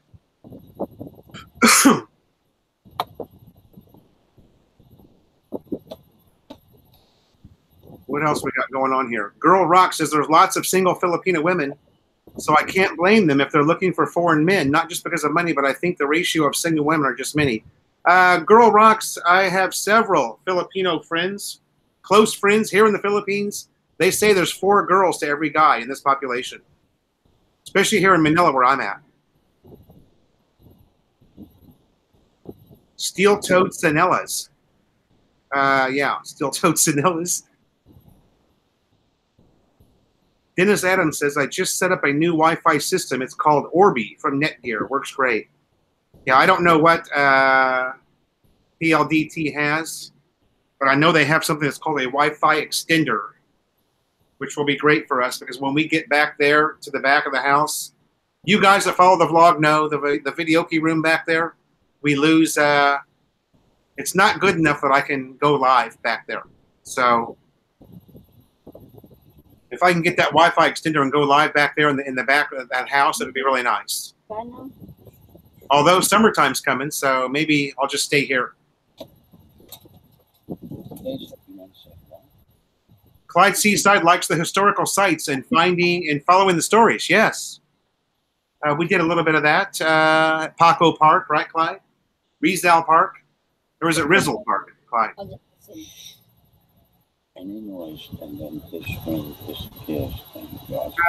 Yes, Robert Collins. They're called Sanellas here in the Philippines, or slippers. Filipinos call them slippers. TNA, I'm not in Iloilo. No, sir. I'm in the northern Manila province, North Caloocan City.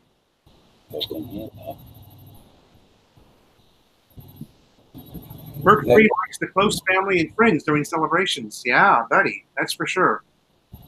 When I am whispering to Daisy, I'm trying to keep it down so I don't cut back into your screen. It's okay.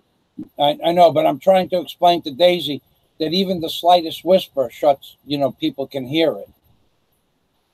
Oh, yeah. Yeah. So, Daisy, would you like to say hello?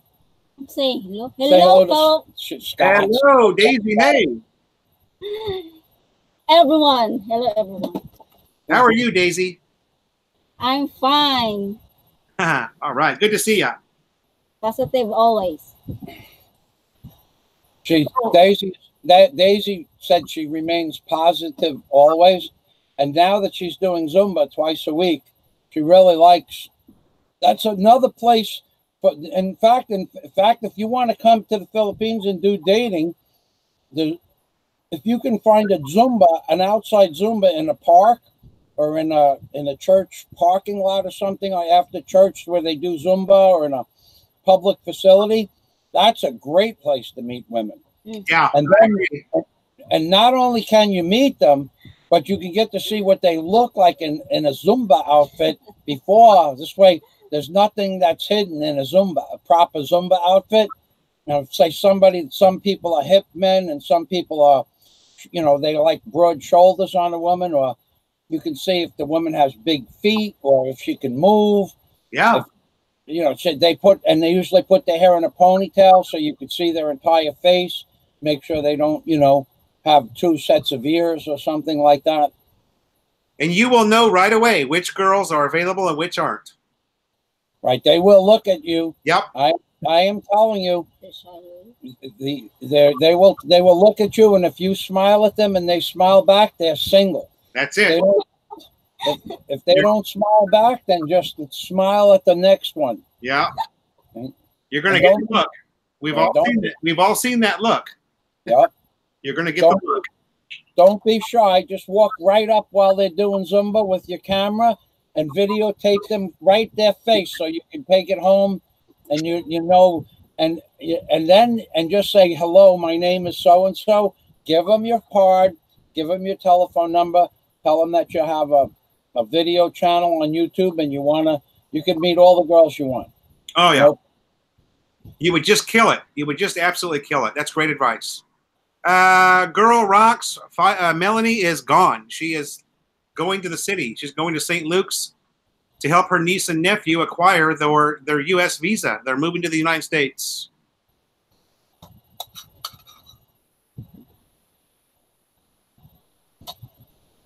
What else we got going on? Robert Collins says his wife also calls them slippers, and she lives in Cebu.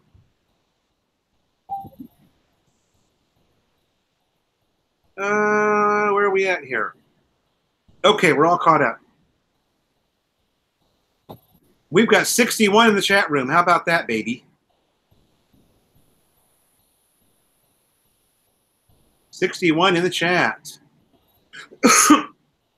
Thanks for coming on today, Rabbi. It's great to see you again. Well, I have to apologize. I wanted to do. I had a Super Chat Sunday. I don't know if you heard about my extravaganza. Yeah, I did. Okay, so I was on the road. I couldn't join you. So let me give you a rundown. Now, some people, you normally people would have have something that. So I decided to have a Super Chat Sunday. It sounds good. It sounds much better than Super Chat Saturday. If you say Super Chat Saturday 3 times fast, at the end, it only sounds like Super Chat Saturday. But Super Chat Sunday. Now listen to Super Chat Sunday, Super Chat Sunday, Super Chat Sunday.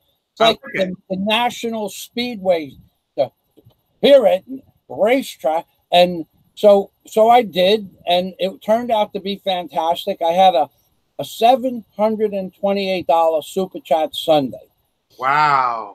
And so to give you an idea, if you ever decide to do a Super Chat and pick a day, pick a Sunday, because if you pick out Super Chat Saturday, what's happening is the people on a Friday night, they're out with their girlfriend or their wife, or they're, for dinner, or there's usually an office party on Friday night afterwards.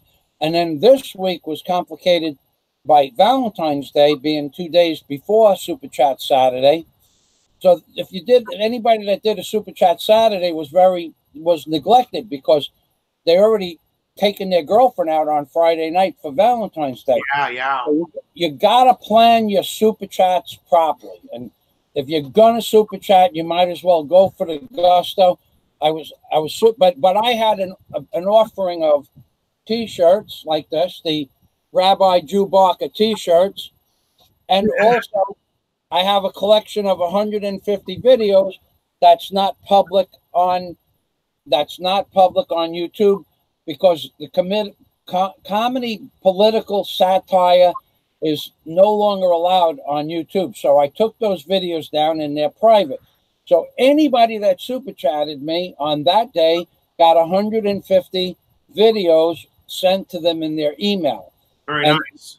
And then for every $100 that was super chatted, I gave one T-shirt away. But some people went off the chain. The Philippines Experience was one of them. Went off the chain. I'm sending him 4 T-shirts. Wow.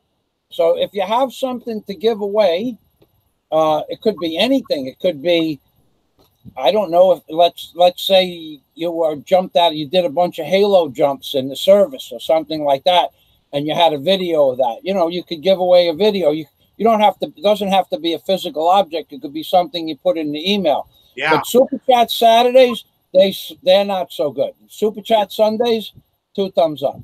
Well, I know you did really well. I was up in the province having dinner with some friends, and Merc3 was sending me messages telling me how well you were doing in your super chat. And by the way, Merc3 and Jim Chewy, thank you both for the super chat. I appreciate that. Thank you so much, you guys. Thanks for your support. Ada Myers, hello. How are you? Welcome to the chat. Oh boy. Merc3 is getting, how many shirts are we sending Merc3?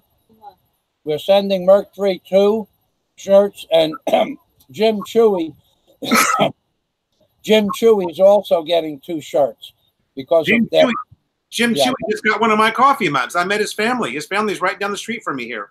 Very nice. Yeah. They were extremely generous, and the Philippines Experience, he's getting 4 shirts. So it's not like, you know, you just can't ask for money. You got to either put on a show. But I'm a very shy person, so I'm not so good at putting on a show. So I gave away the videos and the T-shirts because I'm what they call an introvert. And you are pretty shy. I'll agree with that. I am. I'm from New York. And very reserved. Reserved, shy, very and quiet. Very quiet type of guy. Yeah, very shy, quiet, and reserved. You're perfect for the Philippines. Okay, somebody's asking for the Rabbi's channel. It's right there. I just posted it. It's the Rabbi Jew Barker. We're going to do some channel plugging right now real quick. Let me put some links up here for the people that are in the room. Let's see where we're at here. We're going to plug some channels real quick. I'm real good at this, so don't worry. Just take a minute. This is my good friend Randy B.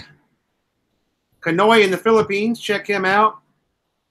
He's in South Caloocan City. Okay, very close to me. Also, let's plug our good friend Lynn. Where is she? Lynn Dickinson. Great channel. Filipina living in America, making some great vlogs. Really nice lady, too. Lynn Dickinson. You guys check all these out. And, of course, Philly Bryan. Philly in the Philippines, baby. Who's also Philly in the Philippines is punching out some really great video content. I got to tell you, with all of his editing and the fact that, yeah, Brian's really throwing it down good. I agree. Who else is in here? Hi, Lynn. I didn't know you were here. I thought just Brian was. Thanks for coming in, Lynn, to see us. Let me look. Who else is in here that has a channel? I think that's it. I think I got everybody so far.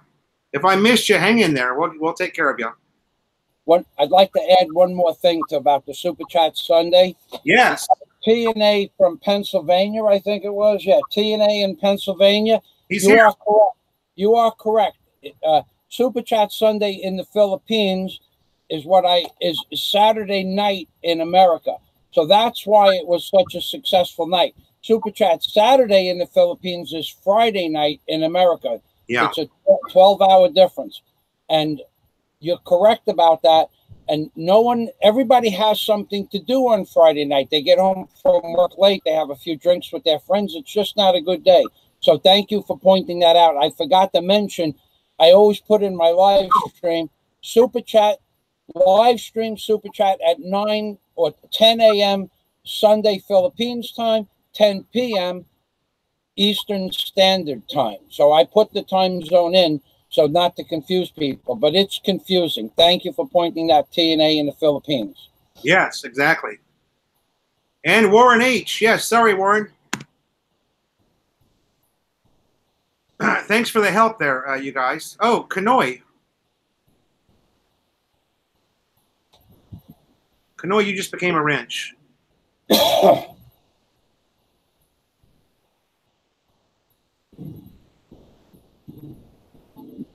Thanks for that. Thanks for the heads up. For helping me out with that. I appreciate it. So now the two best buddies, Merc3 and Kanoi, are both wrenches in the room, as well as Philly Bryan. Warren has a great channel and is a great man. That's true. TNA in the Philippines. TNA, are you a... Let's have a look at you and see what you've got going on there. Go to channel. Sorry. Tits and ass in the Philippines. No videos. Okay. You're not looking for a channel plug there, I'm assuming.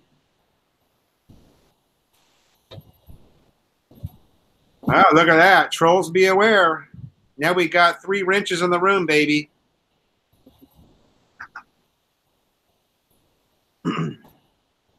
I subbed to them. I will try to watch their content later. Thank you, Girl Rocks. Thank you, Lynn Dickinson. Great to see everybody. So glad that you guys came in today.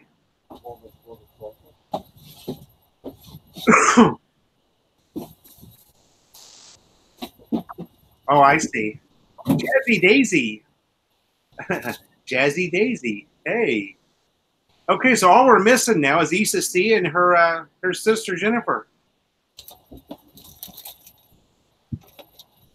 Countdown Traveler doesn't know what a troll is. Type the word troll into Google. You'll find out. T and A is my initials. Okay. Jazzy Daisy in the house, baby.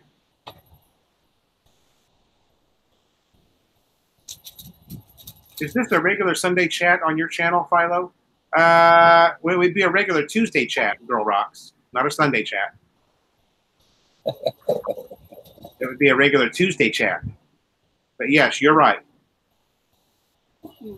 Where's the number? We're here every Tuesday at 10 a.m., but I guess we should be doing it on Sunday, according to the rabbi. So we should call it Super Chat Sunday, baby.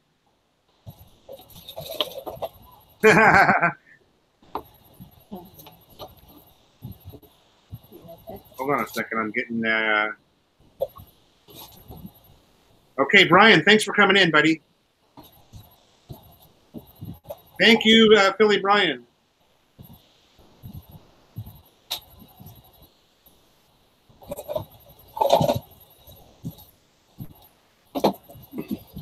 Merc3, thank you so much for the super chat, buddy. You got to stop doing that. Because you are a Patreon contributor.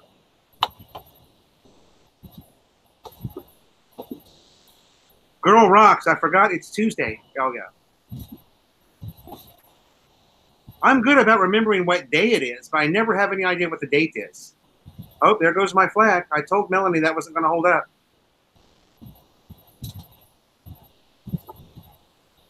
See? Now I'm going to piss off my Filipino subscribers because my flag is falling off the wall.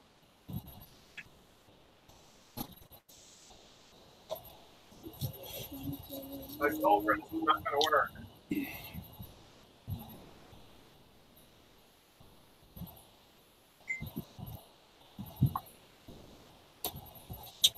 Everything's falling apart now. It's just falling over, for fuck's sake. Live chat's going to shit now. Okay, here we go. That's better. Scott Del Fuego, thank you so much, brother, for the super chat. We really appreciate it. Thank you so much. Very nice of you. Very generous.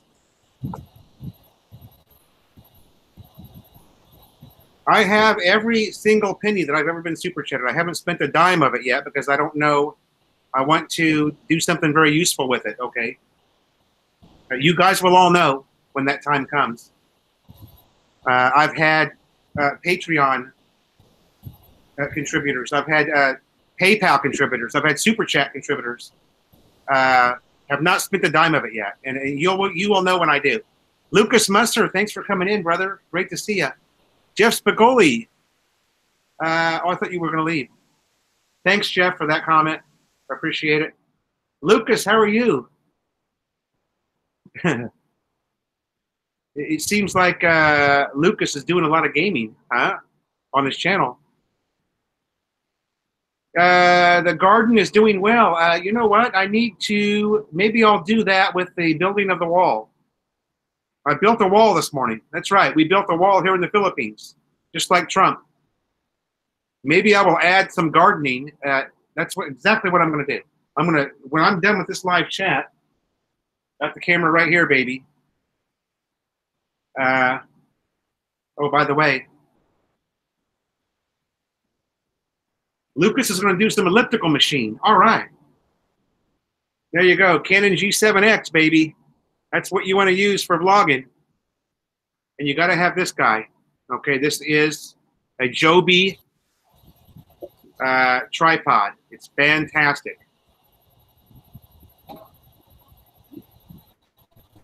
Highly recommended. I got to get some affiliate links up so you guys can see what my gear is. Yeah, Lucas, I would do the same thing, man. Because I'm undiagnosed ADD. I'm a big fan of movie theaters or cinemas with treadmills in the back. And I would just go back there and walk on the treadmill because I can't sit still long enough to watch a movie. Lynn Dickinson said, I saw Melanie's cooking video, so you like the chili lumpia. Lynn, that was not even hot to me. I would have taken okay, here you go. You ready for this? My lumpia dynamite recipe would be the green pepper with 2 red chilies inside it, and then the hamburger on top of that, and then the cheese on top of that. Then roll that all up and fry that. That would be my lumpia dynamite. Because that green pepper is not hot at all. There's no spice to that at all. Brian Hatcher, a drone is in the very, very near future, I can tell you. In the very near future. I've already found the DJI store in Quezon City, and we are very, very close to buying a drone. Yes, sir.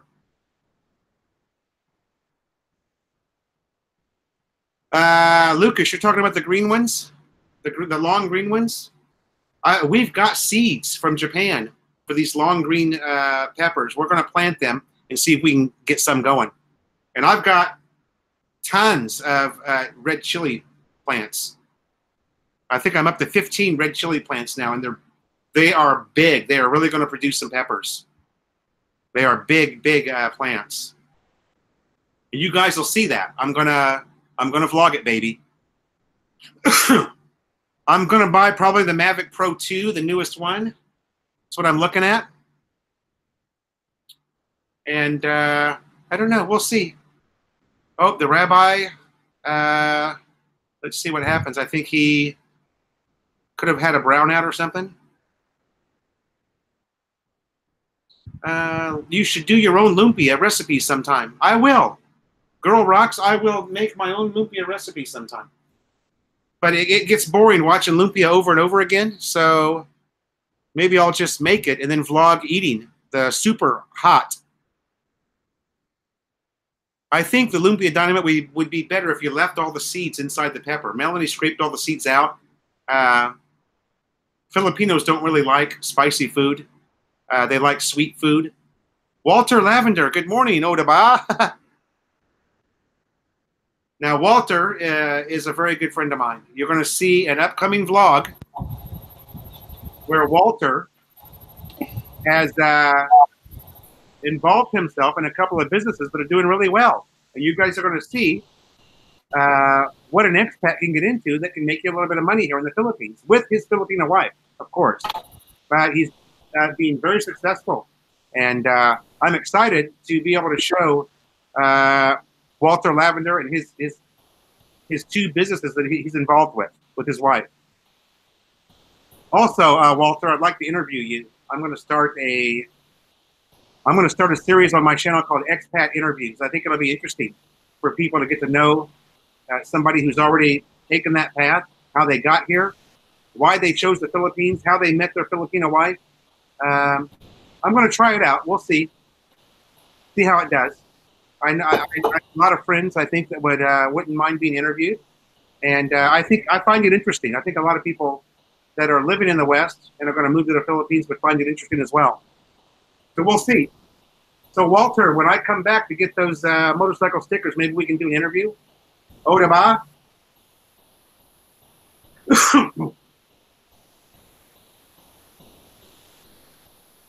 I lost the connection there for about 3 or 4 minutes. That's why I haven't been saying anything. Okay.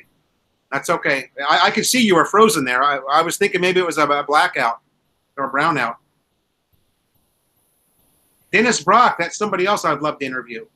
I've got about five expats that I can interview right now that have agreed to be on camera. Okay, Walter, sounds good. Awesome. And we're looking forward to coming back and seeing you guys. We had a lot of fun there hanging out with you guys in your compound, as I would call it. It's really an interesting place. It's like going to a museum. There's so much to look at.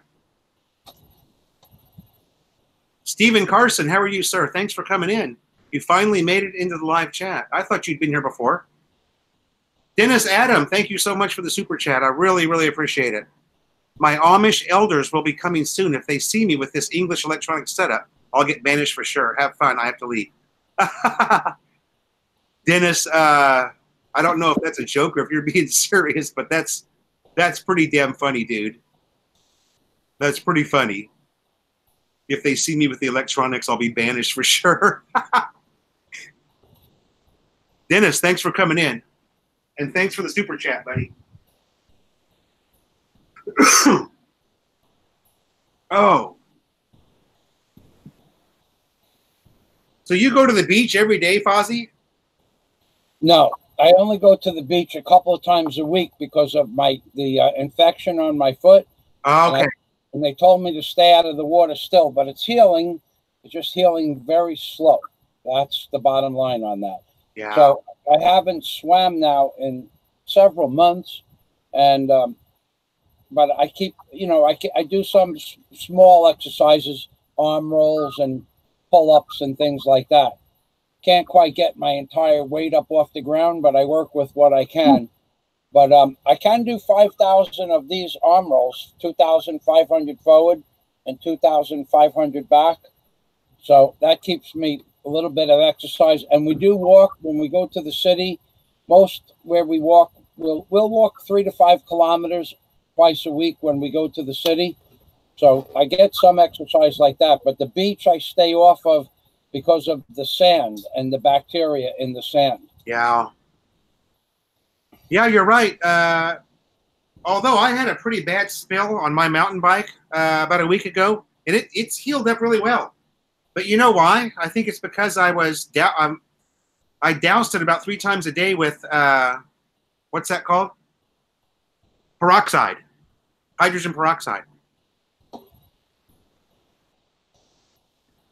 Who just came in? Blue Rose, good morning. Thanks for coming in, Blue Rose. Welcome to the chat. Good to see you. I had to take the hard hat off. I'm out of regulation right now, but it's getting kind of hot in here.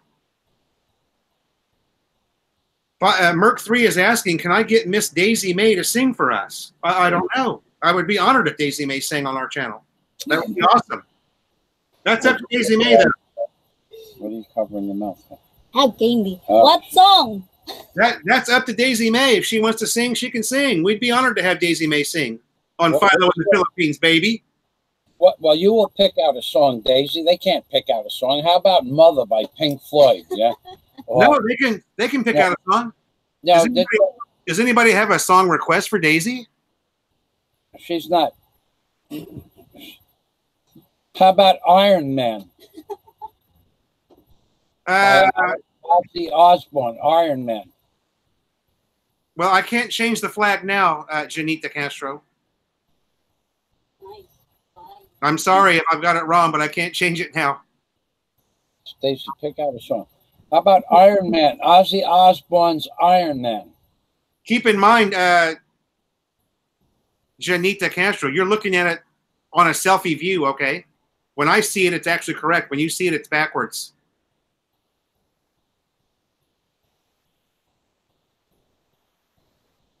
Adele. Brian Hatcher says, sing some Adele. Scott Del Fuego says, Freebird.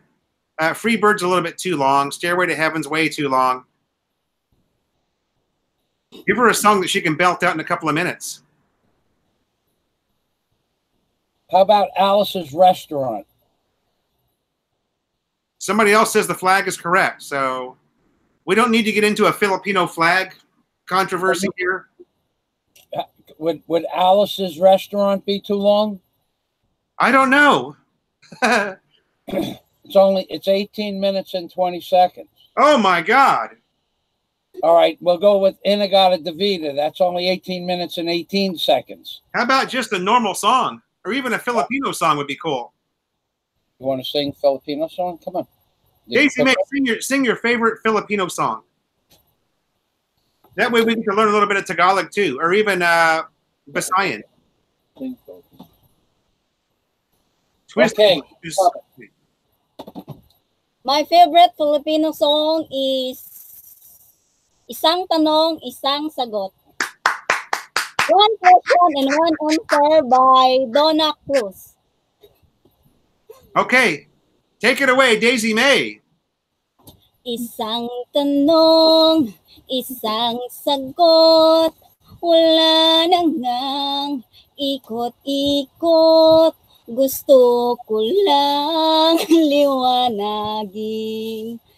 Ako ba'y mahal mo rin? Nakita ko sa kilos mo na may tibok rin ang puso.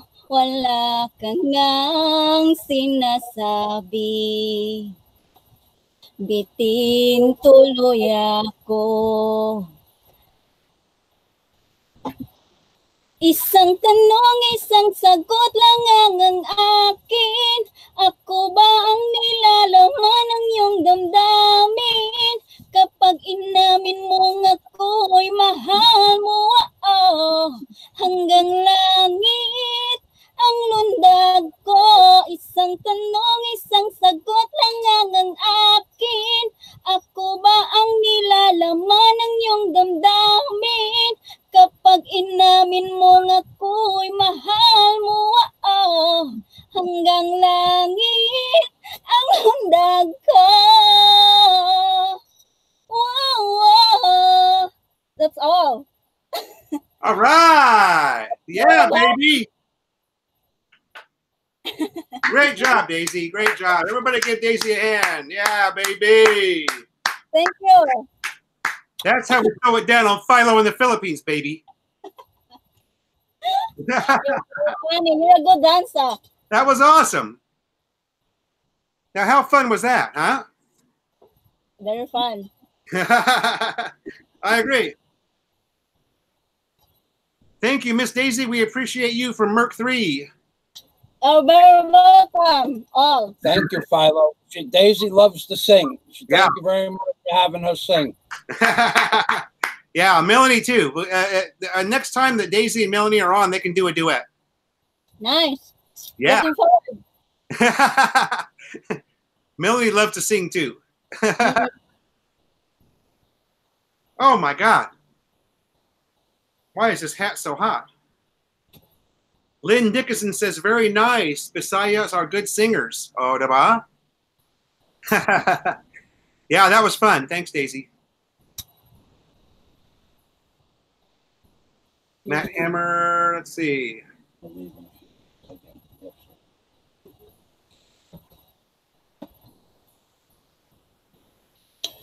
Philo, and I don't know how long your live stream is going to last. but in about a half an hour, we're going to leave. So if anybody has any questions about Bohol, I can answer them for you. Okay, you guys got that? 12:30, Fozzie is logging off. So we only go to about 1 o'clock. Well, we'll only go a little bit longer than that. Actually, yeah, after you leave, Fozzie, then we'll give away a T-shirt or a cup, whatever somebody wants. We've got T-shirts and coffee cups here. So it'll be winner's choice. We'll do a drawing. It'll be winner's choice, okay? When Fozzie logs off. They've got commitments.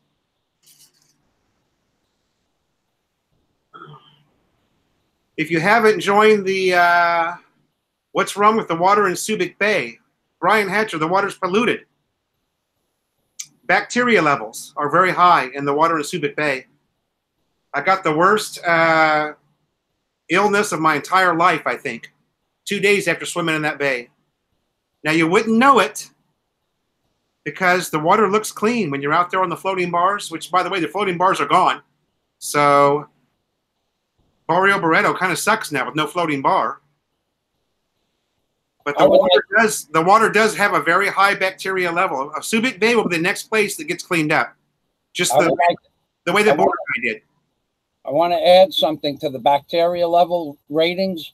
A lot of people think, well, my background is in excavation, but I also used to install septic tanks and in turn, entire septic systems, bacteria, the entire spectrum. I would dig the trenches, put the pipes, build the leach systems. Okay. So I understand about bacteria counts, and I understand that you can go online and you can look for a specific area in the Philippines. Now, before I moved to the Philippines, I was thinking about living in Lapu-Lapu because it was near a big city and it said white sand beaches. Nothing could be further from the truth. There are no white sand beaches in Lapu-Lapu, which is just about 25 minutes from the airport. It's all brown sand, and it's brown from oil and bacteria and just the basic pollution of the shipping industry in Cebu. And the most expensive and the place that I went to was the Costa Bella Hotel. That at the time was 5,000 pesos a night. But when I got to the Philippines, before I got to the Philippines, I already knew that entire area 5 years ago should have been deemed non-swimmable. No, in other words, by American standards, they would put up flags and no one would be allowed to swim. Yeah. I don't think that's changed, and I don't think they put up those signs because of the tourist industry there. But you can go online, and Philippines does have a bacteria count to where you might want to live, and along a lot of the coastline within 4 or 5 miles of the city in either direction, because of the ebb and flow of a tide, the bacteria counts are crazy through the roof. So you should think about where you're going to go swimming or scuba diving or snorkeling, and check for the city closest to where you want to be, and check the bacteria counts. They do keep a record in most of the Philippines for that. That's my message. All right. Oh, and one more thing. The reason that the bacteria counts are so high here is in America, the septic water has to go into the tank, and then it goes through a set of baffles, and then it may go through a third set of baffles. Then it goes into a leach field where the water drains into rocks and then over 14 inches of what we call sugar sand. By the time it gets through that filtration cloth and the sugar sand, most of the bacteria is harmless. Here in the Philippines, they just have what we call a septic pit. The water comes out of your kitchen, your bathroom, and your CR or the John. It comes out, it goes into a hole, and that just goes straight down into the water table. Because of so many houses and businesses, hotels more specifically, next to the beach, what the hotels do, is occasionally you'll be swimming down the beach with a snorkel and you'll see a pipe going out into the ocean. That's raw water sewerage. Yeah. That would be like at the end of the pipe. It might be 500 yards out, might be 1,000 feet out. At the end of the pipe, that's raw water. If it rains, it's pure raw sewage. Yeah. And those outside the hotels, you would be surprised of the fecal count with the bacteria, the high bacteria. You would be amazed that the water is crystal clear and has a bacteria count that by American standards, you wouldn't even be able to put your feet in the water. So check on that stuff before you go. That is true. Countdown Traveler. I, too, have spent many, many hours on the Blue Rock floating bar at Subic Bay. It is very nice. The water looks clear, but the water is extremely contaminated. You do not want to swim in Subic Bay, okay? That's the truth. I'm only telling you the truth. Now, the dive centers that exist there will contradict that. I know several foreigners that live in the Barreto area, Barrio Barreto, will not swim in Subic Bay. They will not do it because they've done it before and got infections in some kind of a cut they had on their foot or their scrape on their leg. It got highly infected. Rory Thomas says the house was very nice, and you saw a back door for a house inside the shower stall. I'm not sure what that means. That house was, wow, never seen a back door for a house inside the shower stall. Huh. I don't know what that means. I'm sorry. Nice cleanup at Manila Bay, but new thousands of people swimming there. You know what, Walter? I've been contacted by several Filipinos. Joseph, my life in Metro Manila. What's up, baby? Jinky can't stop laughing at what? At me and the rabbi? Because we look like Twinkies? Is that what you're talking about? Walter Lavender, I have had several Filipinos contact me that are subscribers to my channel, and they are telling me that there's a big cleanup like that every single year since 2011. For some reason, the press really jumped on it this year, and it was a big deal. But it's nothing new to Manila Bay. They've cleaned it up like that every year. I would like to answer a question. Okay. All right. Twisted Britches, as in like pants, asked if they catch and eat sharks here. Yeah, now, I saw that. I've been in the Philippines for over 5 years now, and I have never heard of a shark being caught anywhere near where I live. Even though we live on the Pacific Ocean, personally, I've never heard of a fisherman catching a shark. There are some sand sharks that are relatively small that they catch occasionally. I don't know where they are, but as far as sharks, like where I lived in Florida, I would go out on a boat called the Captain Jimbo, but I lived in a man's house named Peter, who had the Hannah Catherine. It's in Key Largo. And he'd go out and catch 300 sharks, 100 to 150 pounds, and cut off their fins and tails. He was my God. Yeah. It was a savage business he was in. Yeah. I never worked on a boat, but here I've never heard of a person catching a great white shark or a gray tip or a blue tip. Never heard of a shark. 10 years ago, someone said they heard somebody caught a shark. And so the answer for the Bohol area, between Bohol and Cebu, even though we have a great flow of water and we have the whale sharks, it's actually a mammal, we don't have sharks, predatory sharks that I know of. So the answer is no, we don't catch and eat sharks here. All right. The answer is no. There you go. Blue Rose, thank you so much for the super chat. I really, really appreciate that. I have just posted the link to Joseph's channel. Joseph, my life in Metro Manila. This is a guy that lives in the city center and vlogs on his motorcycle. So very interesting. And also has a very, very beautiful wife and a newborn son. Joseph, yeah, whenever I chat with a rabbi, if you're going to chat with a rabbi live, that means you're officially in a construction zone. So you must have the OSHA-approved gear if you're going to chat with the rabbi, okay? Just a second, you guys. I got to go lock the gate. I'll be right back. Joseph, I'll bring you on as soon as I get back. I'll post a link. Okay.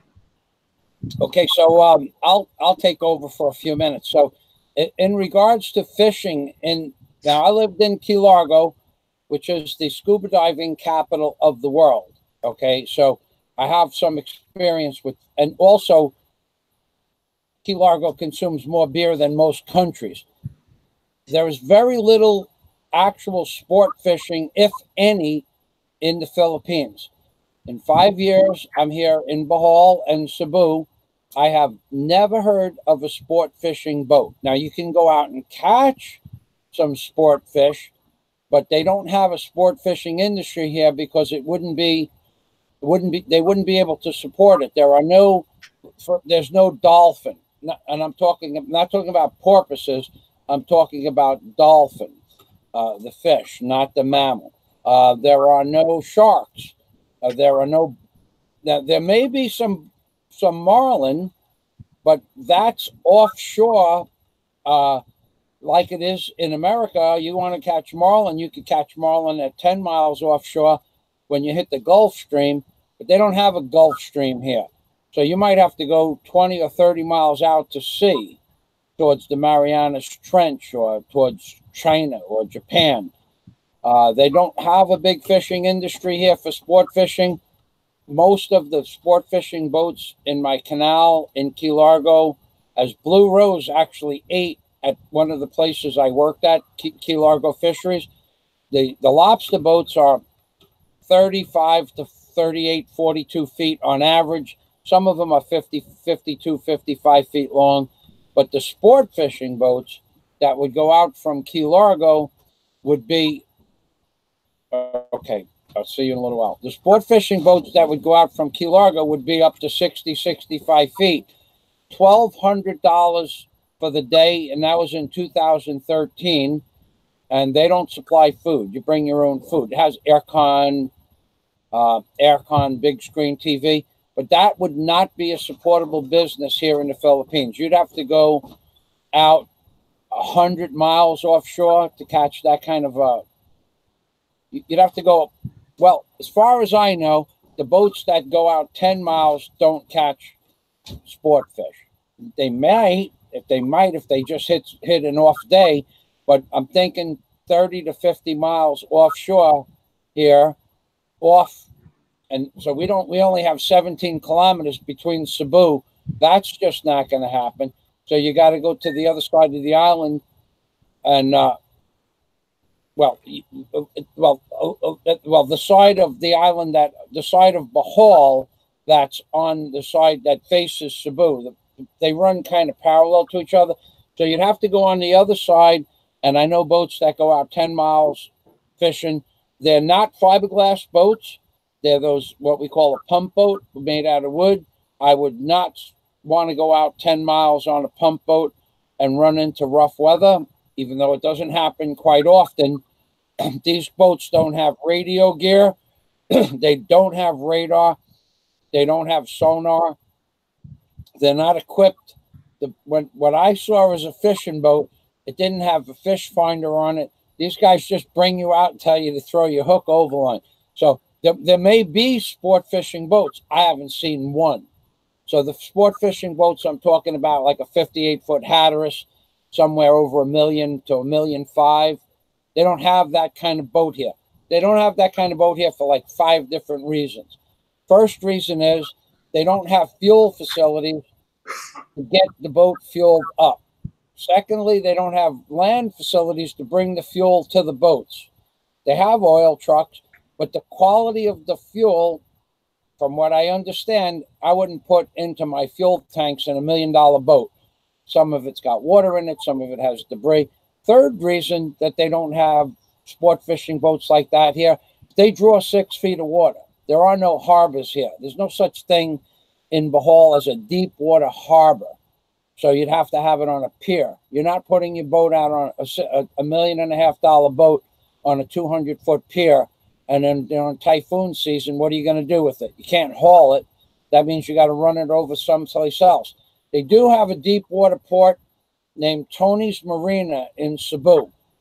For a 30-foot sailboat, it's $1,500 a month. For a 60-foot boat, I don't know what it would be. Probably close to $5,000 to $6,000 per month, and there's no fish there. So that's why there wouldn't be any sport fishing in the Philippines. So if you're looking to come to the Philippines and go sport fishing, I would say no to Cebu, no to Bohol. Maybe Palawan. I'm not going to say anything about Palawan, but Cebu and Bohol, sport fishing, out of the question. Okay, so Philo is back. Please take over. I'm very shy, you know. What about northern Luzon? Wouldn't there be some good fishing up in northern Luzon, up the tip of the peninsula? There may very well be. I'm only talking about the island of Bohol. I know of no sport fishing, and the island. Come on in, baby. And the island of Cebu, where I traveled 10 miles, 15 miles up south and north of Cebu City, there was no sport fishing. I went down to the Argo where they have the dolphins. So that's it. All right, everybody. Yeah. What's going on, guys? We've got Joseph, My Life in Metro Manila. He is properly attired to be on the. Rabbi, your thoughts? Is that I'm thinking. Let's hire this man. He's got equipment. Let's get him on to the crew. Joseph, are you ready to tie some iron, baby, and dig some footings? Let's get it, man. Now you have to remember you're not allowed to take that helmet off for the duration of the show. Yeah. Right. I got you, Bob. Hey, Joseph, just pick you up a vest next time you're out, bud. They're real cheap. Joseph. Not an orange towel or nothing. By the way, we appreciate the effort there, Joseph. That's really good, dude. Thanks for having me on, man. Thanks for coming on. We appreciate having you, brother. I'll be your welder. How's that?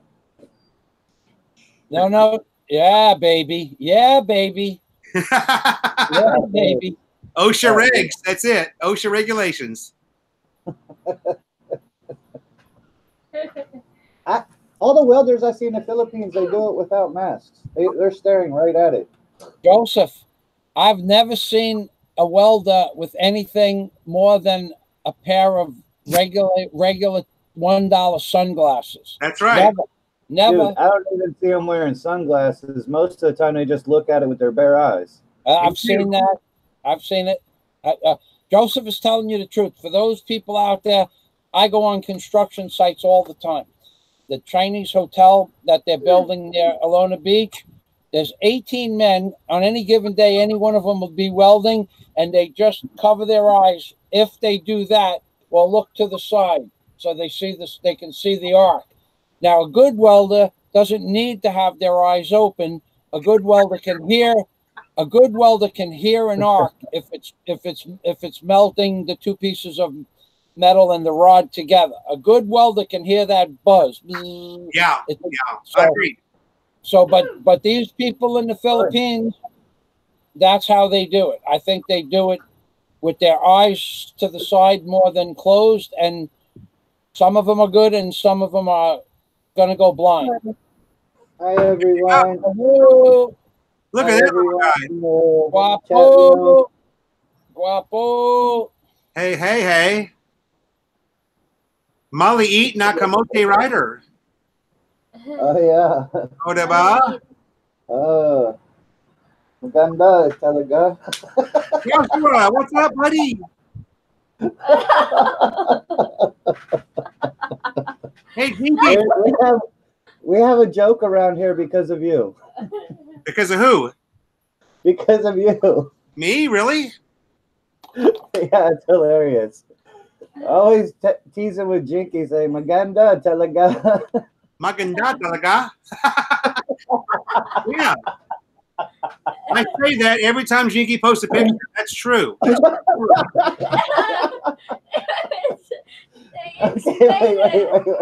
Hey, I'm just being nice, man, and also I'm telling the truth. You know, your wife's beautiful. I'll tell you why that's funny. Hold on. Okay. Has your wife seen you post that? What's that?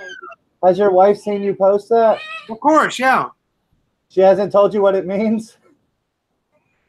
What it means?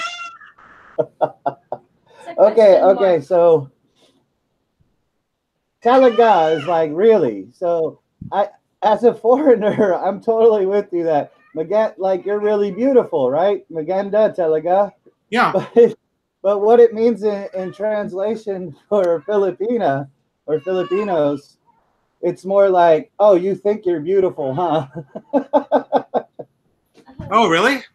Does it put question mark? It's like an insult in a way because there's a question mark. Joseph, I have Oh, really? something.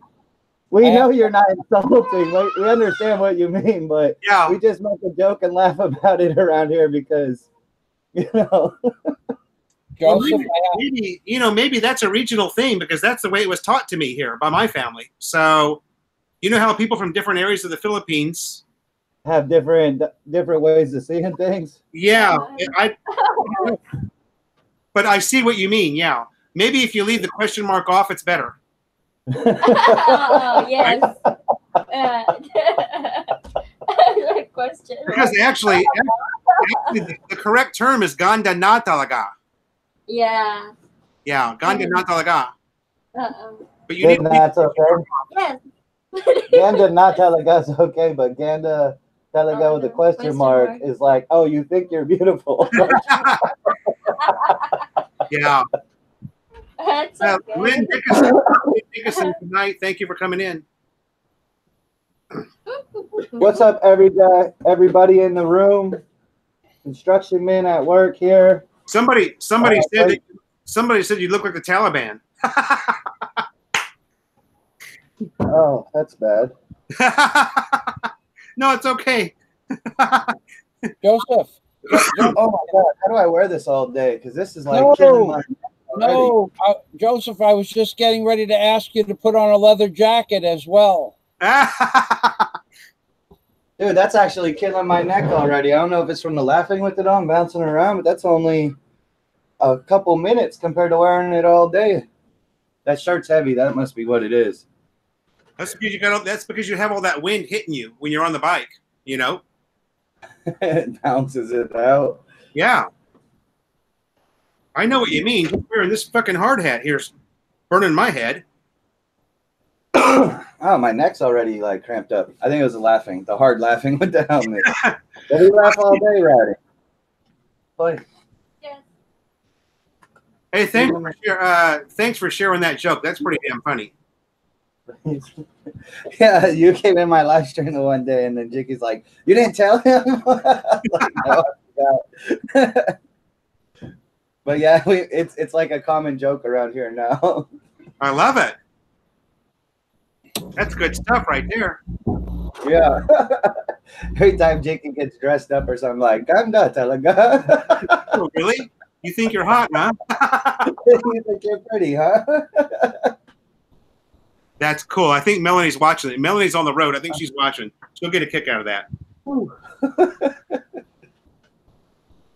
Yeah, no question mark. Yeah, I guess leave that part off. You gotta leave that question mark out, man. That shit can be offensive. I'll leave it on now. That's funny. Yeah, she said that it's like that. I was like, he doesn't know that, and she's like, I know, but still, it says that. Yeah. Well, from now on, you're gonna get 5 question marks behind it. There you go. I'm waiting for that one. Now that's our joke, right? Oh, Yes, sir. That's our joke around here now a lot. sorry, Rabbi. I'm done with that hard hat, buddy. It's lunchtime. We can take them off now. Whew, too Oh, hot. Jicky was Okay. rolling. Now, Joseph, I don't know if you've seen or know about the $1,000 haircut that you can get in the Philippines. What I'm about to show you is a $1,000 haircut, Joseph. So, ready? This amounts to $1,000 in super chats for me to get a haircut on a 6-hour live stream. So, Oh, I heard about that. That's you, huh? Yeah. me. they said you'd shave your head or something if yeah. I think I heard about that from Philly in the Philippines told me. Yeah, baby. I said I would shave my head for $369, and it turned out to be almost $1,000. Wow. Which YouTube took their percentage out. I have to say thank you, YouTube, but it was still over a $700 haircut gross. So rather than pay $1, they paid me $700. Just to let you know, you can make money on Stupid Chat. Maybe next Sunday I'll have Stupid Chat Sunday.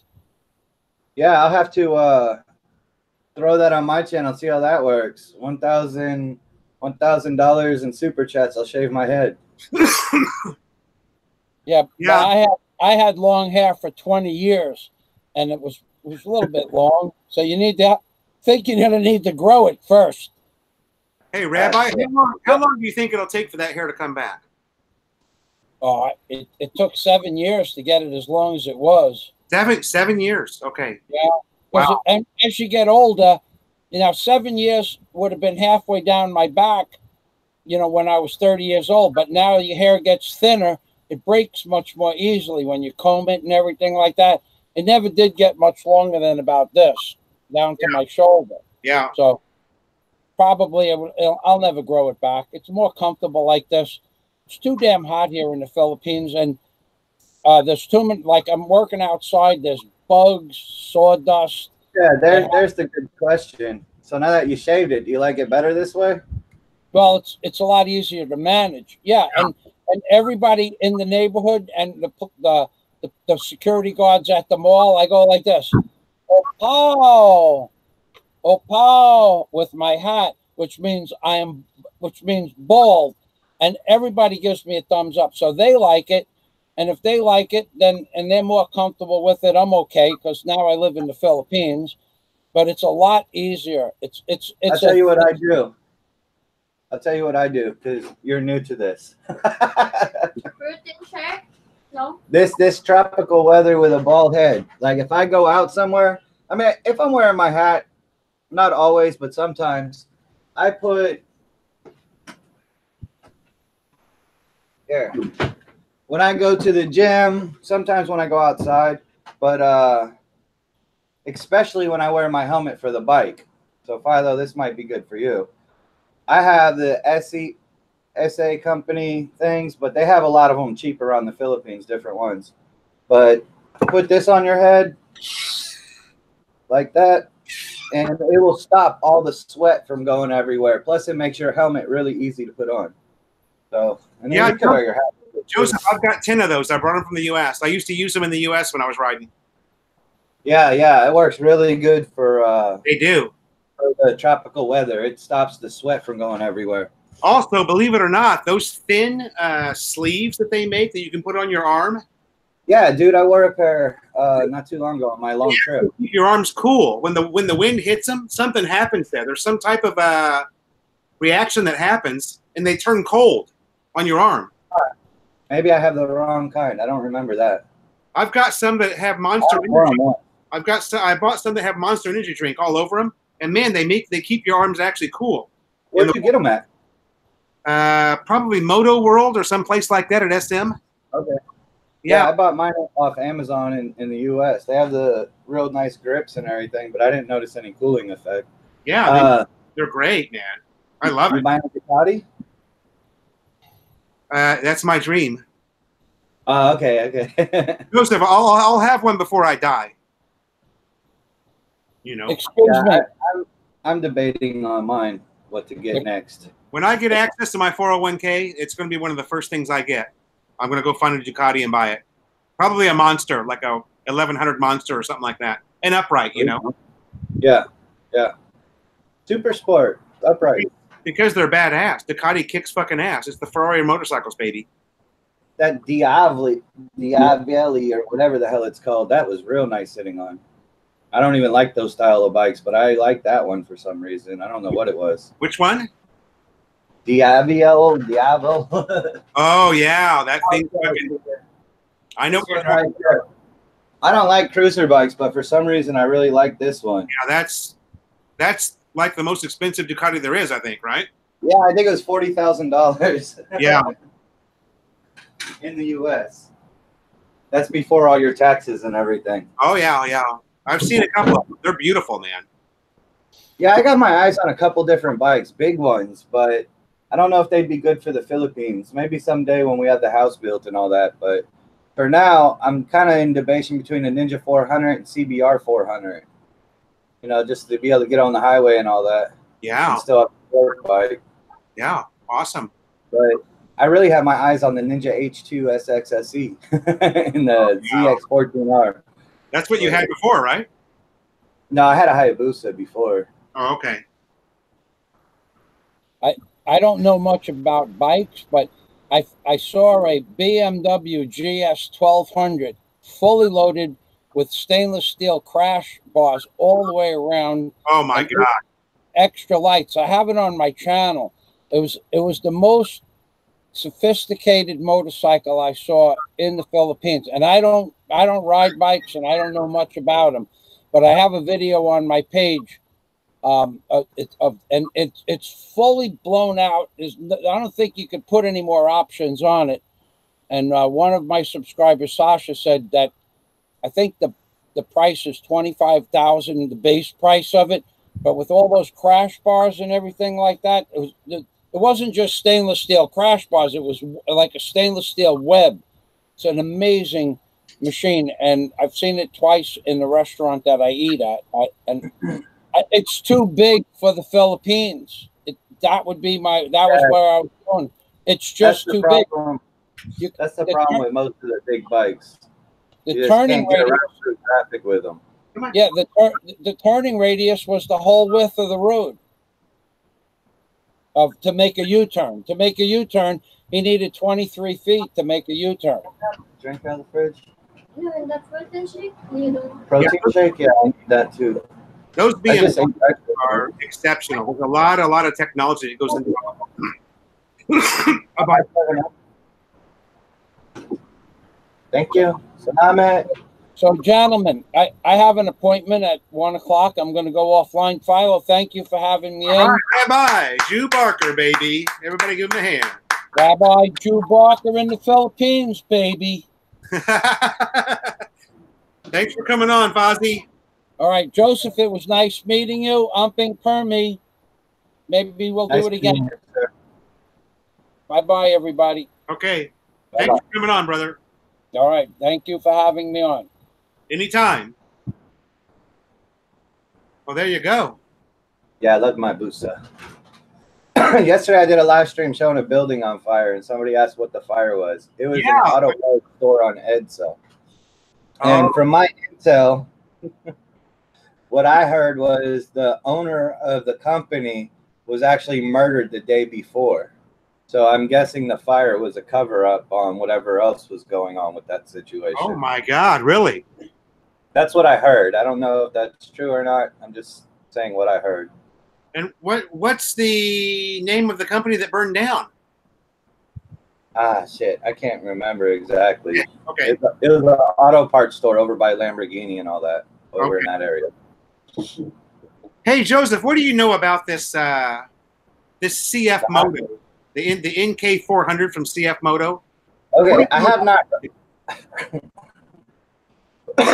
I have not rode an NK 400 yet. I have my eyes on that bike. I've sat on it. It's nice feeling. It's heavy, which I like heavy because that's more grounded for that type of bike. It's dual cylinder, so I don't know a whole lot about it. I have interest. I had interest in buying that for a touring bike with me and Jinky to be real comfortable for her. But now since we have the baby, she can't really go anywhere, so there's no point in that. But I haven't rode one yet, so I don't know how it rides. It sounds good and looks good. I'm sure it's a good bike for the price. You interested in one of those? Well, what happened was, Princess Ann Nude, welcome to the chat. Let me answer just a couple of questions here. Countdown Traveler, I do follow the MotoGP. It's one of my favorite things on the planet, as well as Formula One racing and IndyCar and NASCAR. 2 scoops. Double it. I need more protein. And how Just pour some in there. I don't know. Have you ever heard of Makina, the vlogger, McKenna? Yeah. the Filipino vlogger? Yeah, Sir Zach. He did a review on that bike, and there were a bunch of comments on that video that the paperwork does not say 400, so it's not legal for the NLEX. I think that one is legal. Lots of people I've seen that have it go on NLEX with it. And so I think the paperwork is the Dominator, the KTM Duke 390, the Ninja 400. They all had problems with that because, and here's the thing, their registration's under 400cc, which would make it cheaper on the taxes. But if the registration's less than 400 cc's, they're not allowed on the highway. Right. So now all these bikes have changed. They're all 400 cc registered. The people that bought them before the registration got new registrations sent to them. So yeah, they're all 400 cc highway capable now. It's all been fixed now. That's good. Yeah, Gaki did a review ride on the NK 400, and I heard that people were pissed about it because she was saying that it's slower than the Duke 390 and this and that, and all the owners were all upset. But her Duke 390 is a single cylinder, like my bike, and the NK 400 it's 2-cylinder. So a 2-cylinder is going to get more power high end, but less torque. And the single cylinder is just more torque. So that's why she was saying it didn't feel as powerful as her Duke, is because she's just used to that torque from a single cylinder.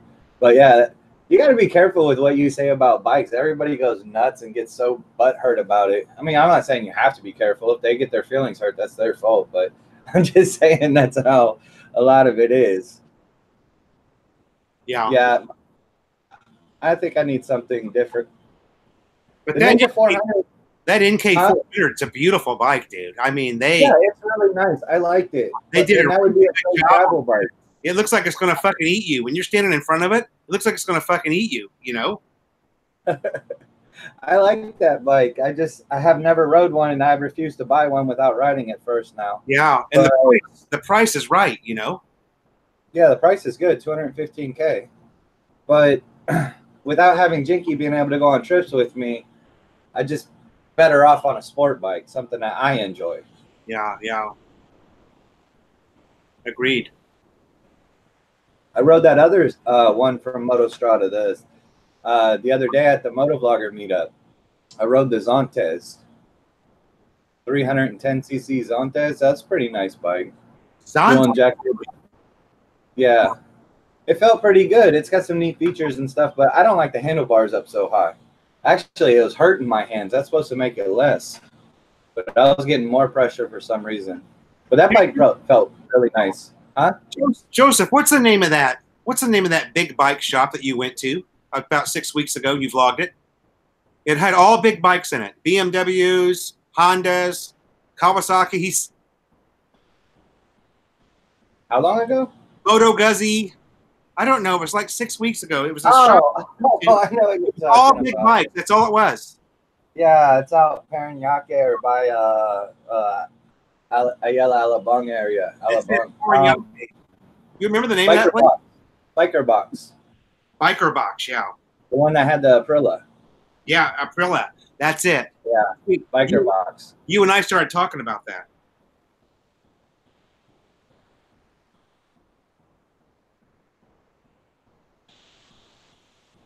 I gotta make note of that. That place. I mean, that for the Philippines, dude. I mean, that's a fun place to visit, right? Maybe it's a little bit far. I didn't feel that warm there. I don't know. They make it seem real inviting, but I didn't get that inviting feeling so much.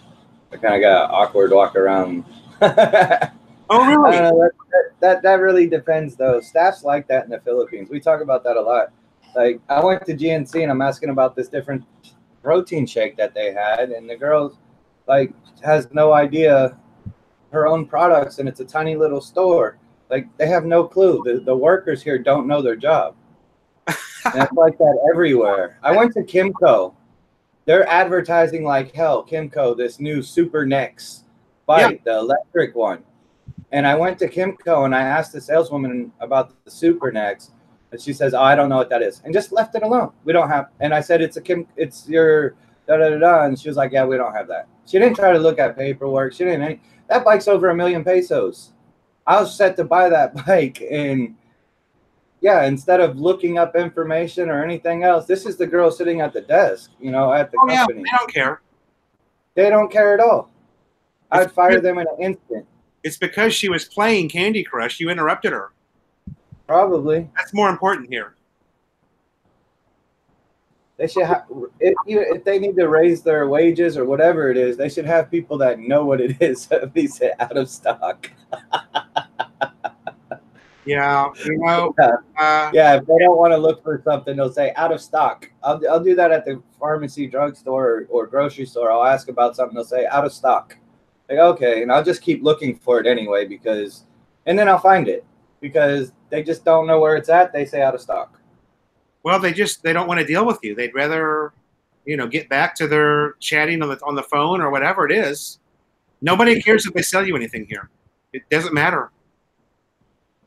I was at Moto World, and I put this on my Facebook. I was at Moto World the other day, and I just happened to come across this helmet that I really liked. You know, I'm going to try a full face helmet so that I can talk and moto vlog at the same time, like you guys do. Are you going to start moto vlogging? Well, I moto vlog, but I just put music on yeah, because mine's on top of my helmet. You know, I've got the top helmet mount. Oh, yeah, the Teletubby. I want to get a full face Teletubby. Fuck you. That's what they call it. That's what they call it. Teletubby mount. Let me get a full face and put the, you know, like you and Breezy do. So yeah. I found the helmet, and they had a. I wear a double XL in Filipino size, and they had a ton of double XLs, but they didn't have this particular helmet in double XL. And I asked the girl, "Huh? You wear what? A double XL helmet? In this particular model, yeah." Oh, in that model. Okay, I wear a medium. Which is an HJC or what is it? Holy shit, dude! You know your helmet's supposed to be tight on you. Well, yeah, I tried an XL and couldn't even put it on my head. Wow, I wear a medium. And I don't have a big head. I mean, look at that. It's not. I didn't think so. How tall are you? Here you. Oh, NHK. That's it, right there. Babe, this is so freaking thick. Yeah, NHK. Can you? Never mind. I'll drink it. In that particular model helmet, I'm a double XL. It's so thick. Did you put ice in it? How many? 5. Did you put milk in it? Thanks, Dad. Teletubby. Lucas likes the Teletubbies.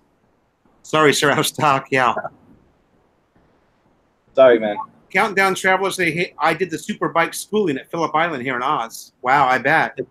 Steaks are good.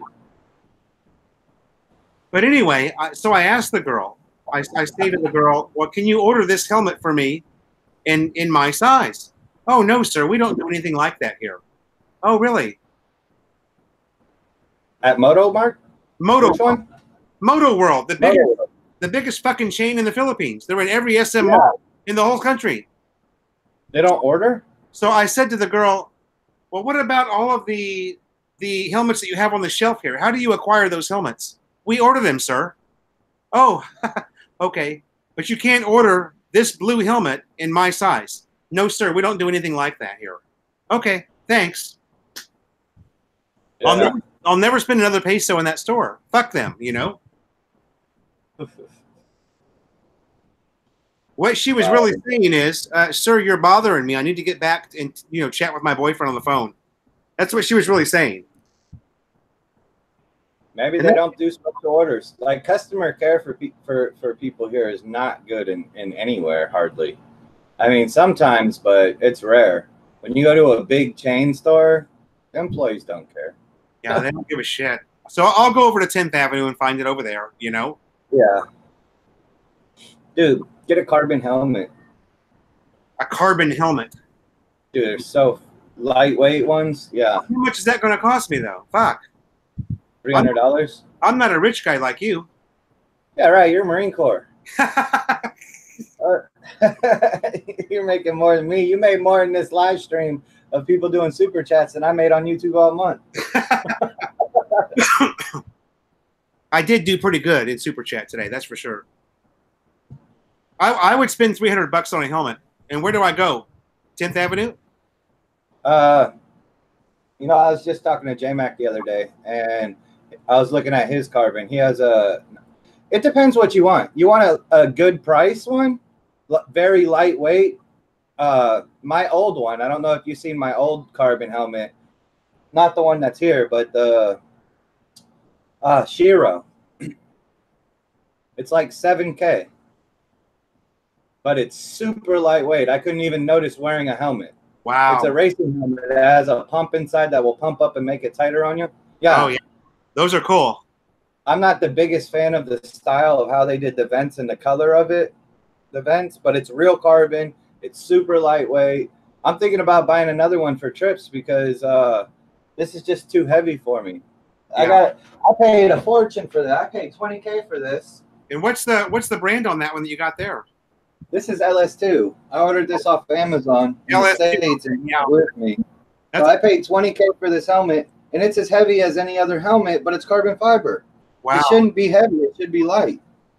So I'm thinking about getting that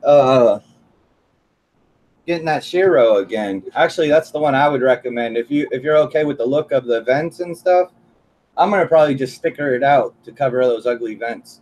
Yeah. But yeah, that Shiro was really nice on the lightness of it and everything. So Kimbin Carpo on Facebook. He's a Facebook seller. He has a store close to you. Oh, no shit. Hold on a second. Wait. Yeah. Wait, Long Po, for a while. Where's my fucking... Oh, I'll just put it in my phone. Yeah, he just opened a store very close to you. Tell him I sent you in there, okay? What's it called again? Kimbin Carpo. Let me type it in the room. Kimbin. Well, I'm going to type it. Let me answer some questions. I'm getting behind.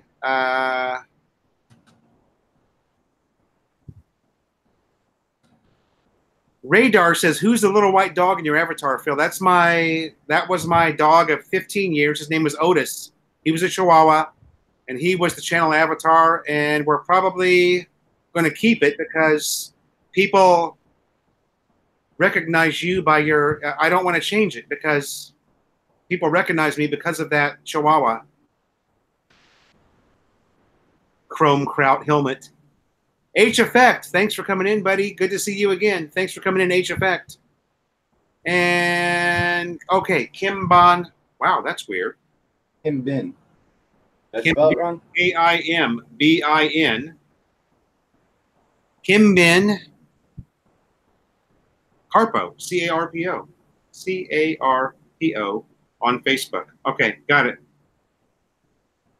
Yeah, he opened a motorcycle shop up. I think it's pretty close to where you are.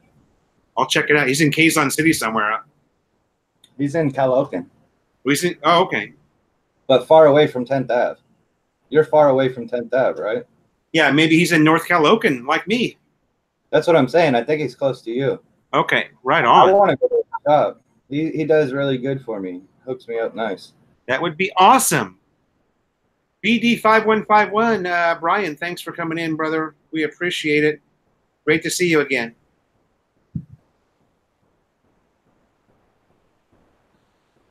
Buy one from the U.S. with Velveeta cheese and have someone send it to you in a Balak buy-in box. Dennis Adam. Oh, Dennis Adam, you're back.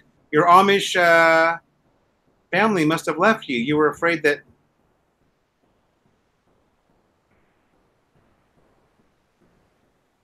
It's going to be a while ago, but I'm looking for this helmet, a picture of it to show you what it looks like. Okay. But yeah, dude, it's so lightweight. It was like I wasn't even wearing a helmet. I really like that blue NHK that I showed you. Man, that thing was sweet. I actually cut out the pump. I cut the pump part and stuck my microphone right there, and it had like a little hole I could keep my microphone. It was like perfect spot. Nice. But that's cutting the pump out, so you can't pump it and make it tighter and stuff like that anymore. Right, yeah. What's wrong, Facebook? You won't go back far enough? What the heck? All right, I tried, but I can't find it on here because Facebook won't let me go back far enough in my pictures. For some reason, it stopped loading pictures. Yeah, Kanoi lives right there. He can walk to 10th Avenue. Wow. Lucas Musser, yeah, how's that Bajaj? You're driving that Bajaj around. What do you think about that Bajaj?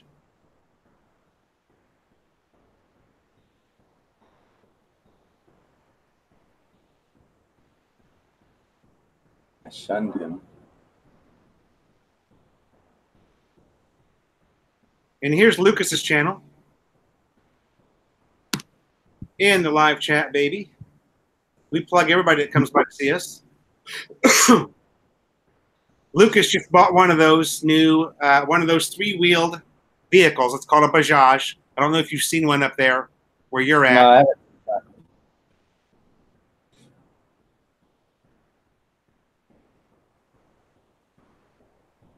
Pretty cool. There's a I bunch haven't of got license plate numbers yet. yeah. Good luck with that, Lucas. I've heard it's taken 3 years now. Wait, Have you got numbers on your? Do you have a plate on your bike? I've got the temporary plate, done in black marker. Oh, really? Yeah, I didn't put a plate on my bike. You're supposed to, but I've been pulled over so many times. They've never even questioned me not having a plate on it. Is that right? Yeah, they've never questioned it. It's so normal here. Like, I have my numbers and stuff, and I meant to go get a plate. I just have never done it. Actually, I think my registration is due here in 10 days. So I'm going to have to go to LTO here pretty soon and re-register. Yeah, mine too. I'm out of insurance too. I need to pay for some of that.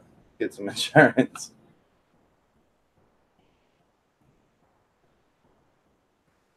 Has a template that says for registration. That's what I put back on my bike. For a long time, I had nothing on it, and I had a tail tidy. But I put my factory tail end back on the bike, and I just kept the Rusi plate because it fucks with people.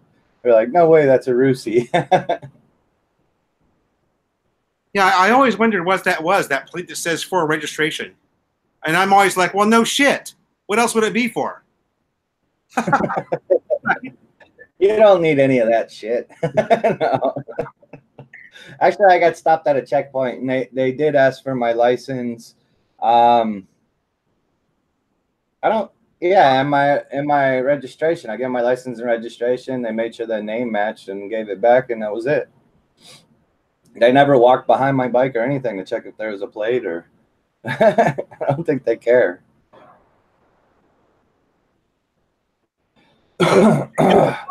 Roy Joseph, meet him at 10th Avenue. Okay, we'll do that. All right, let me get dressed. I wouldn't mind doing a visit to 10th Avenue. That'd be fun. What else? I need to get a Givey box on the back of my bike so I can go on some long trips. Yeah, we're set. We got a nice big 43-liter box. Oh, do you? Yeah. I have no idea how big the liters are and everything. But I want one that bolts under my seat. And they're saying it won't be as strong and this and that. But I want one I can just pop the seat off, take a couple bolts, and take the whole thing off. Yeah. And put it. I only want to use it for trips. I heard it's really bad for your chassis. You got to have the arms that come down the side and bolt those in. Yeah, that's what they want me to put on there. But I just want the one that goes on the seat. Yeah. I had that one, and then I got flamed by my Raider R150 club, Facebook club. They were like, "Dude, you can't use that. It's going to wreck your chassis." And then somebody contacted me that was a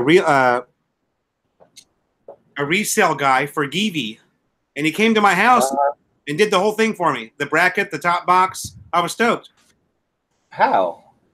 How'd they find you? YouTube? On Facebook. Yeah, I've got a Givey connection. The guy's great. He lives here in Novaliches, about 20 minutes on a motorbike away from me. Mm-hmm. And then I went on to Lazada and checked the prices. His price was lower than Lazada. How much did you pay? About $6.2 for the bracket and the box. Ouch. shit. Yeah. Yeah, I'm looking for like one of those knockoff ones. I think that's like 3K. I don't plan on using it that much, just on long trips. Yeah, I use mine every single day, so I wanted to have the best one, you know. Yeah, yeah. I was looking at Sec. They have some nice looking ones. There's a big Sec store not too far from me. I should probably ride down there and look and talk to them. Yeah. All right. I think I'm about spent. I've been on for 3 hours now. Oh wow! All right, man. Thanks for coming. Right. That's cool. Yeah, I gotta edit and get a bunch of shit done anyway. So Me too. Huh? Me too. Yeah, I've been editing like nonstop for days.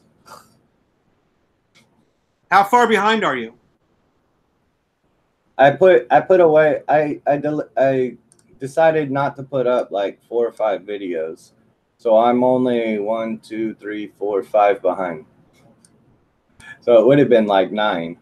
I'm 2 weeks. So when I put a video up, it happened 2 weeks ago. Yeah, I've got one from 2 months ago that still isn't up, but it's not because I'm behind. It's because that's the way I'm rolling right now. Yeah, the one I'm working on right now is from 2.7. And then I put it up as I get to it, you know? Yeah, I'm at 2.7. That's my last one. So the 7th. Not too long ago. Ryan Hatcher says time for a giveaway. Oh, we can do a giveaway. Let's okay. They don't work. Let's do a giveaway. Giveaways don't work. I gave away a 20K helmet and it got less views than all my normal videos.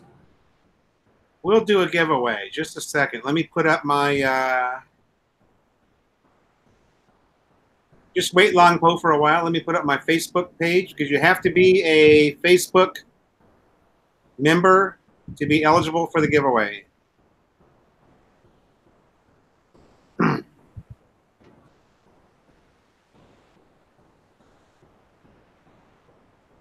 Okay. Wait, Long. Let me put this up. Yeah, I'm not opposed to giving away a T-shirt or a coffee cup. Why not? Oh, okay. Yeah, I tried it with a helmet. It didn't do much. That's what I need, some T-shirts. I need to talk to you and your wife. Okay. Your wife's a seamstress, I heard. Yeah, she's really good, man. She can do anything. She's amazing. Yeah, we need to talk. Click on that link if you're in the chat and you want to be eligible to win a coffee cup or Follow in the Philippines shirt. You've got to be, because you've got to text me the answer to the trivia question. Okay. I'm going to give you 2 minutes and then we'll do the giveaway. What is it you got? You want something custom? Yeah.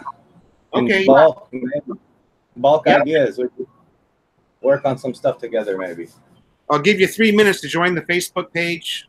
Click on that link, like the page, then that gives you the ability to text me the answer to the trivia question, and that will make you eligible for the drawing, okay? Yeah, Melanie's a wizard with a sewing machine, brother. Huh? Melanie is a wizard with a sewing machine. It's great to have somebody that knows how to do that. Yeah, that's what I heard. And I'm all confused by that fucking thing. I watch that thing work. I can't figure out how it works, you know? What? She's like, she makes anything, right? Like shorts or anything or pants or no? She can make anything, yeah. She makes these custom kimonos, Japanese kimonos, just from memory. Damn. Yeah, she's really good. We can hook you up, brother. Yeah, hook me up. I have an idea. Lucas Musser, just text it to me through Facebook Messenger. Okay? Facebook Messenger. If you're a member of the page, then you have Messenger attached to it. 1 minute and 53 seconds. Dude, you know what's crazy here? What's that? Half the population is on a motor vehicle of some type. Motorcycle, scooter, or something. Yeah. And what's the biggest problem you have when you get on your bike every day? What's say that again? What's your biggest worry when you get on your bike every day? What's the biggest worry? your wallet's gonna fall out of your pocket, or your cigarettes, or this or that, or it's just a big hassle to try to put a different bag or something. Dude, there's not that much clothing available with zippers on the pockets. Plus, pickpockets and stuff like that people worry about. There should be a clothing line where all the clothes have zippers on the pockets. Yeah. Dude, I can show you something really cool. Give me a second.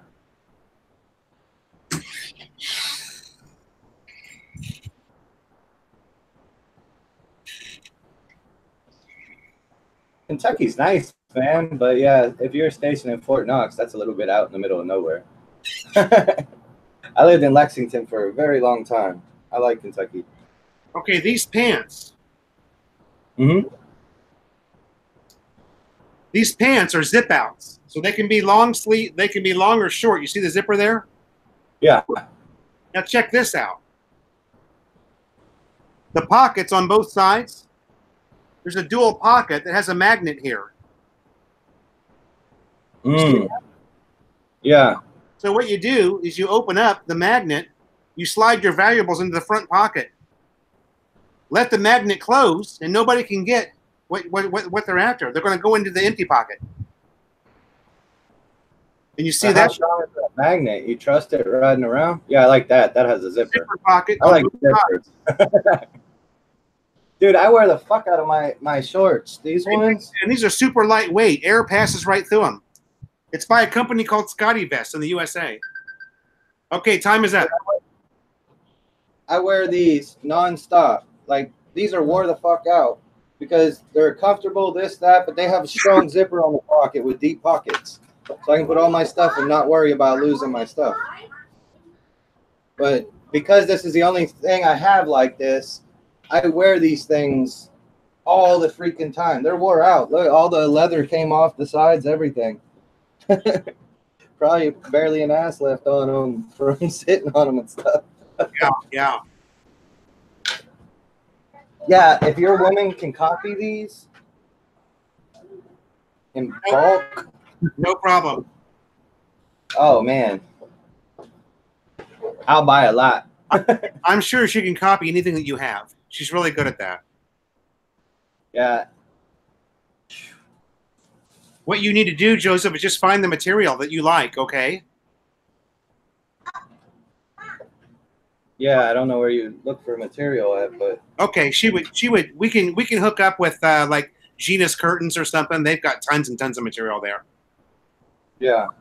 We just need to hook up, and we'll come up to your place or something one weekend and grab a pair of them so she can bring it back and copy it, Dude, that'd be awesome. I would love you forever. Yeah, we can do it. Melanie can do it, no problem. All right, guys, are we ready for the giveaway? It's going to be a dealer's choice, coffee cup or T-shirt. The winner will get to pick which one they want. Do not text the answer into the live chat, okay? You send it to my Facebook. Got that? If you answer the question in the live chat, not only are you going to blow the whole giveaway, but you're going to look really stupid in front of all these people.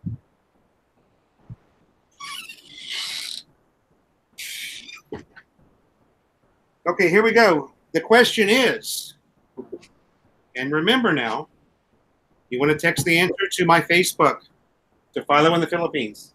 The question is, what city did Melanie and I visit on Sunday where we had dinner with Genus Curtains? What city did we visit on Sunday? We had dinner with Genus Curtains.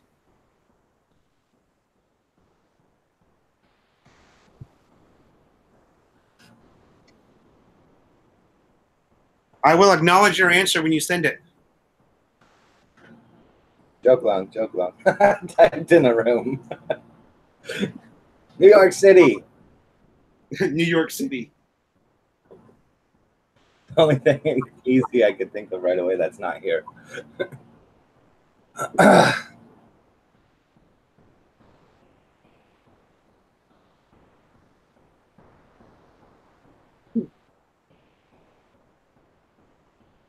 Were you waiting for the first answer? The first correct answer wins? Is that how it goes? No, everybody who answers correctly is eligible. And I put it into the hat and draw a name. Ah, okay, I got you. Yeah.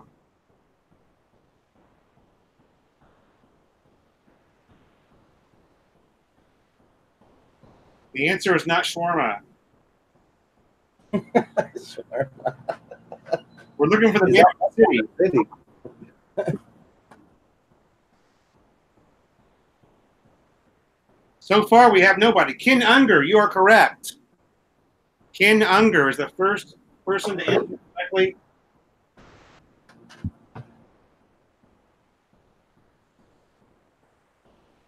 Anybody else? Guys, is it going to be that easy? Are we just going to give it away to the guy that answered correctly? Where did Melanie and I go this weekend? What city did we visit and had dinner with Gina's Curtains? Lucas, Oh, you met up with Curtains. I haven't received it yet. Just wait Long Po for a while. For some reason, these like pages are really slow. Give me a second, Lucas. Yeah, usually you're like 30 seconds behind or something like that. Yeah, the like pages are really slow. I don't know why. Lucas Musser, you are correct. Matt Hammer, you are correct. Hey, Matt, text me the answer.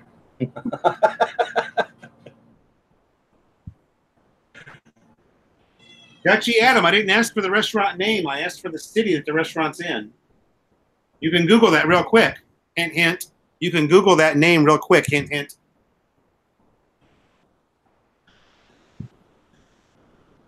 Why is my son screaming so hard?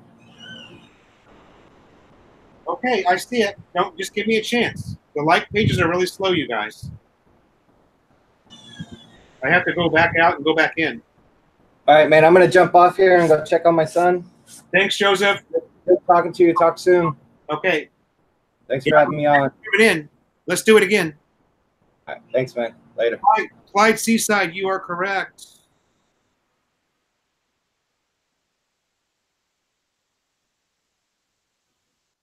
So far, I've got Lucas Musser, Ken Unger, Matt Hammer, and Clyde Seaside, who have all answered correctly.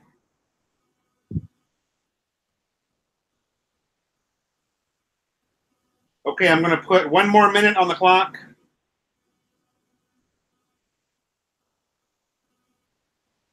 Let's see who gets it. How many people can get it? This is easy now. If you're a Facebook member, this is easy.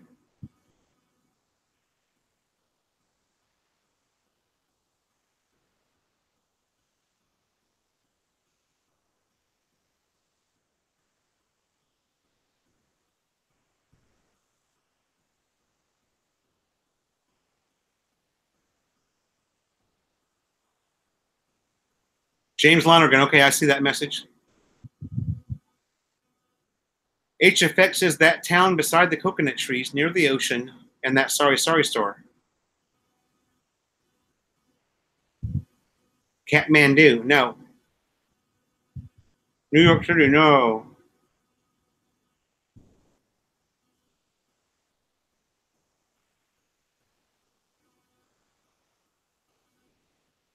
Michael McFarland says at home, no, and the time is up. So, all right, we've got 4 people that answered it correctly. Wow. How many are in the room? My God, how could it be 33 watching and only 4 correct answers? Is it that hard, really? Okay, let me refresh just to make sure that nobody else answered.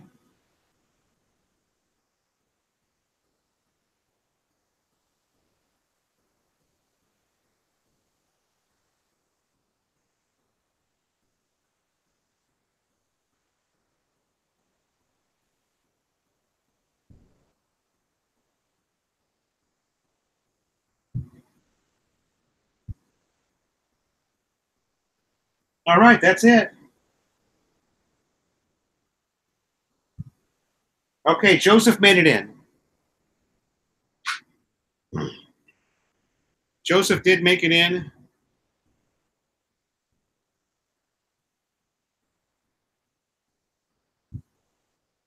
And that's it. Okay. So we have 5 that answered correctly. Good job, you guys. Okay, you know how it works. Let me get the hat. H Effect did not play. Well, that's okay. You're already a winner anyway. Big H Effect. Kanoe, it's okay. You didn't have to play. Kanoe, you were already a winner anyway, right? Remember that? SM North, baby. Odaba.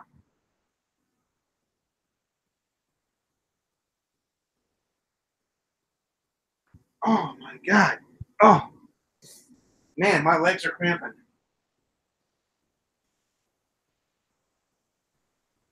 Too much mountain bike riding lately. I've been killing on the mountain bike, you guys.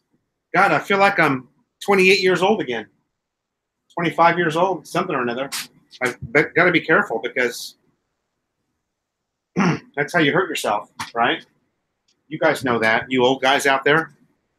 I'm not one of them, by the way. All right, we're going to give away something.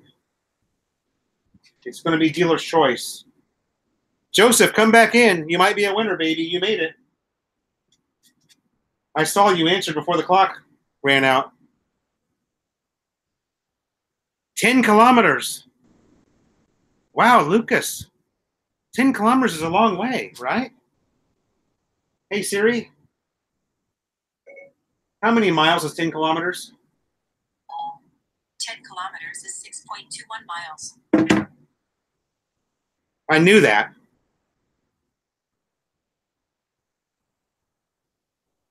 Joseph said he cheated. Okay. That's all right, brother. You can cheat and get away with it because we're brothers from another mother. We are brothers from a different mother. Melanie's gone today. Joseph, she's in the city. She's at St. Luke's helping out her she's at St. Luke's helping out her niece and nephew get their visas for America. When she gets home, I'll tell her that you've got a sewing job for her.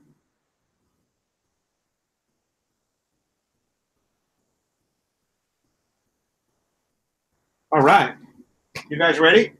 5 names in the hat. They're all in there. See that? Military bush hat.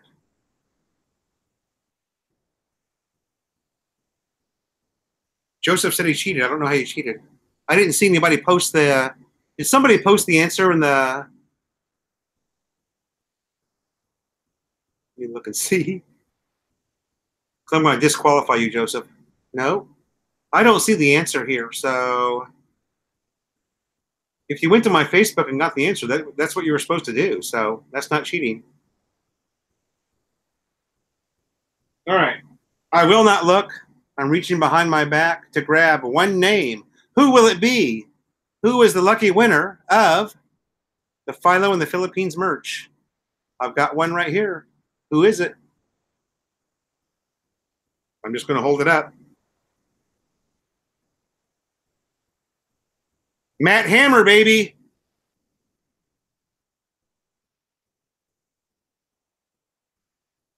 Congratulations, Matt. What would you like? Would you like a coffee cup or a shirt? Your choice, Matt.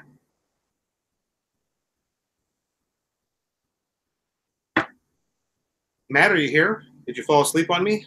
Was it that boring? Yeah, your last name's Hammer. That's pretty close. Nice try, Joseph.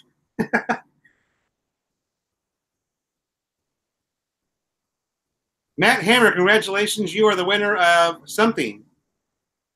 Where are you, Matt? Are you here? There he is. Okay, coffee cup. There you go. This is the one. You got it, baby. Matt, just send me a message, okay? Let me know what your deal is. Do you live here? Do you not live here? Are you coming soon? You know, so we can figure out the how we're going to get it to you. Odaba.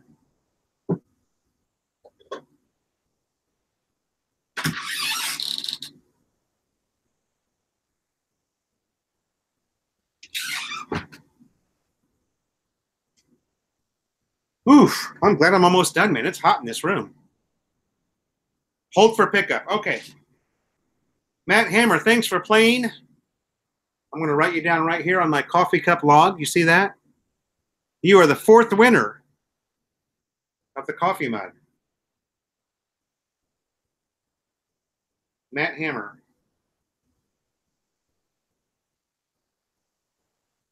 Hold for pickup. One on today's date. What's the date today? 2/19. Hold for pickup.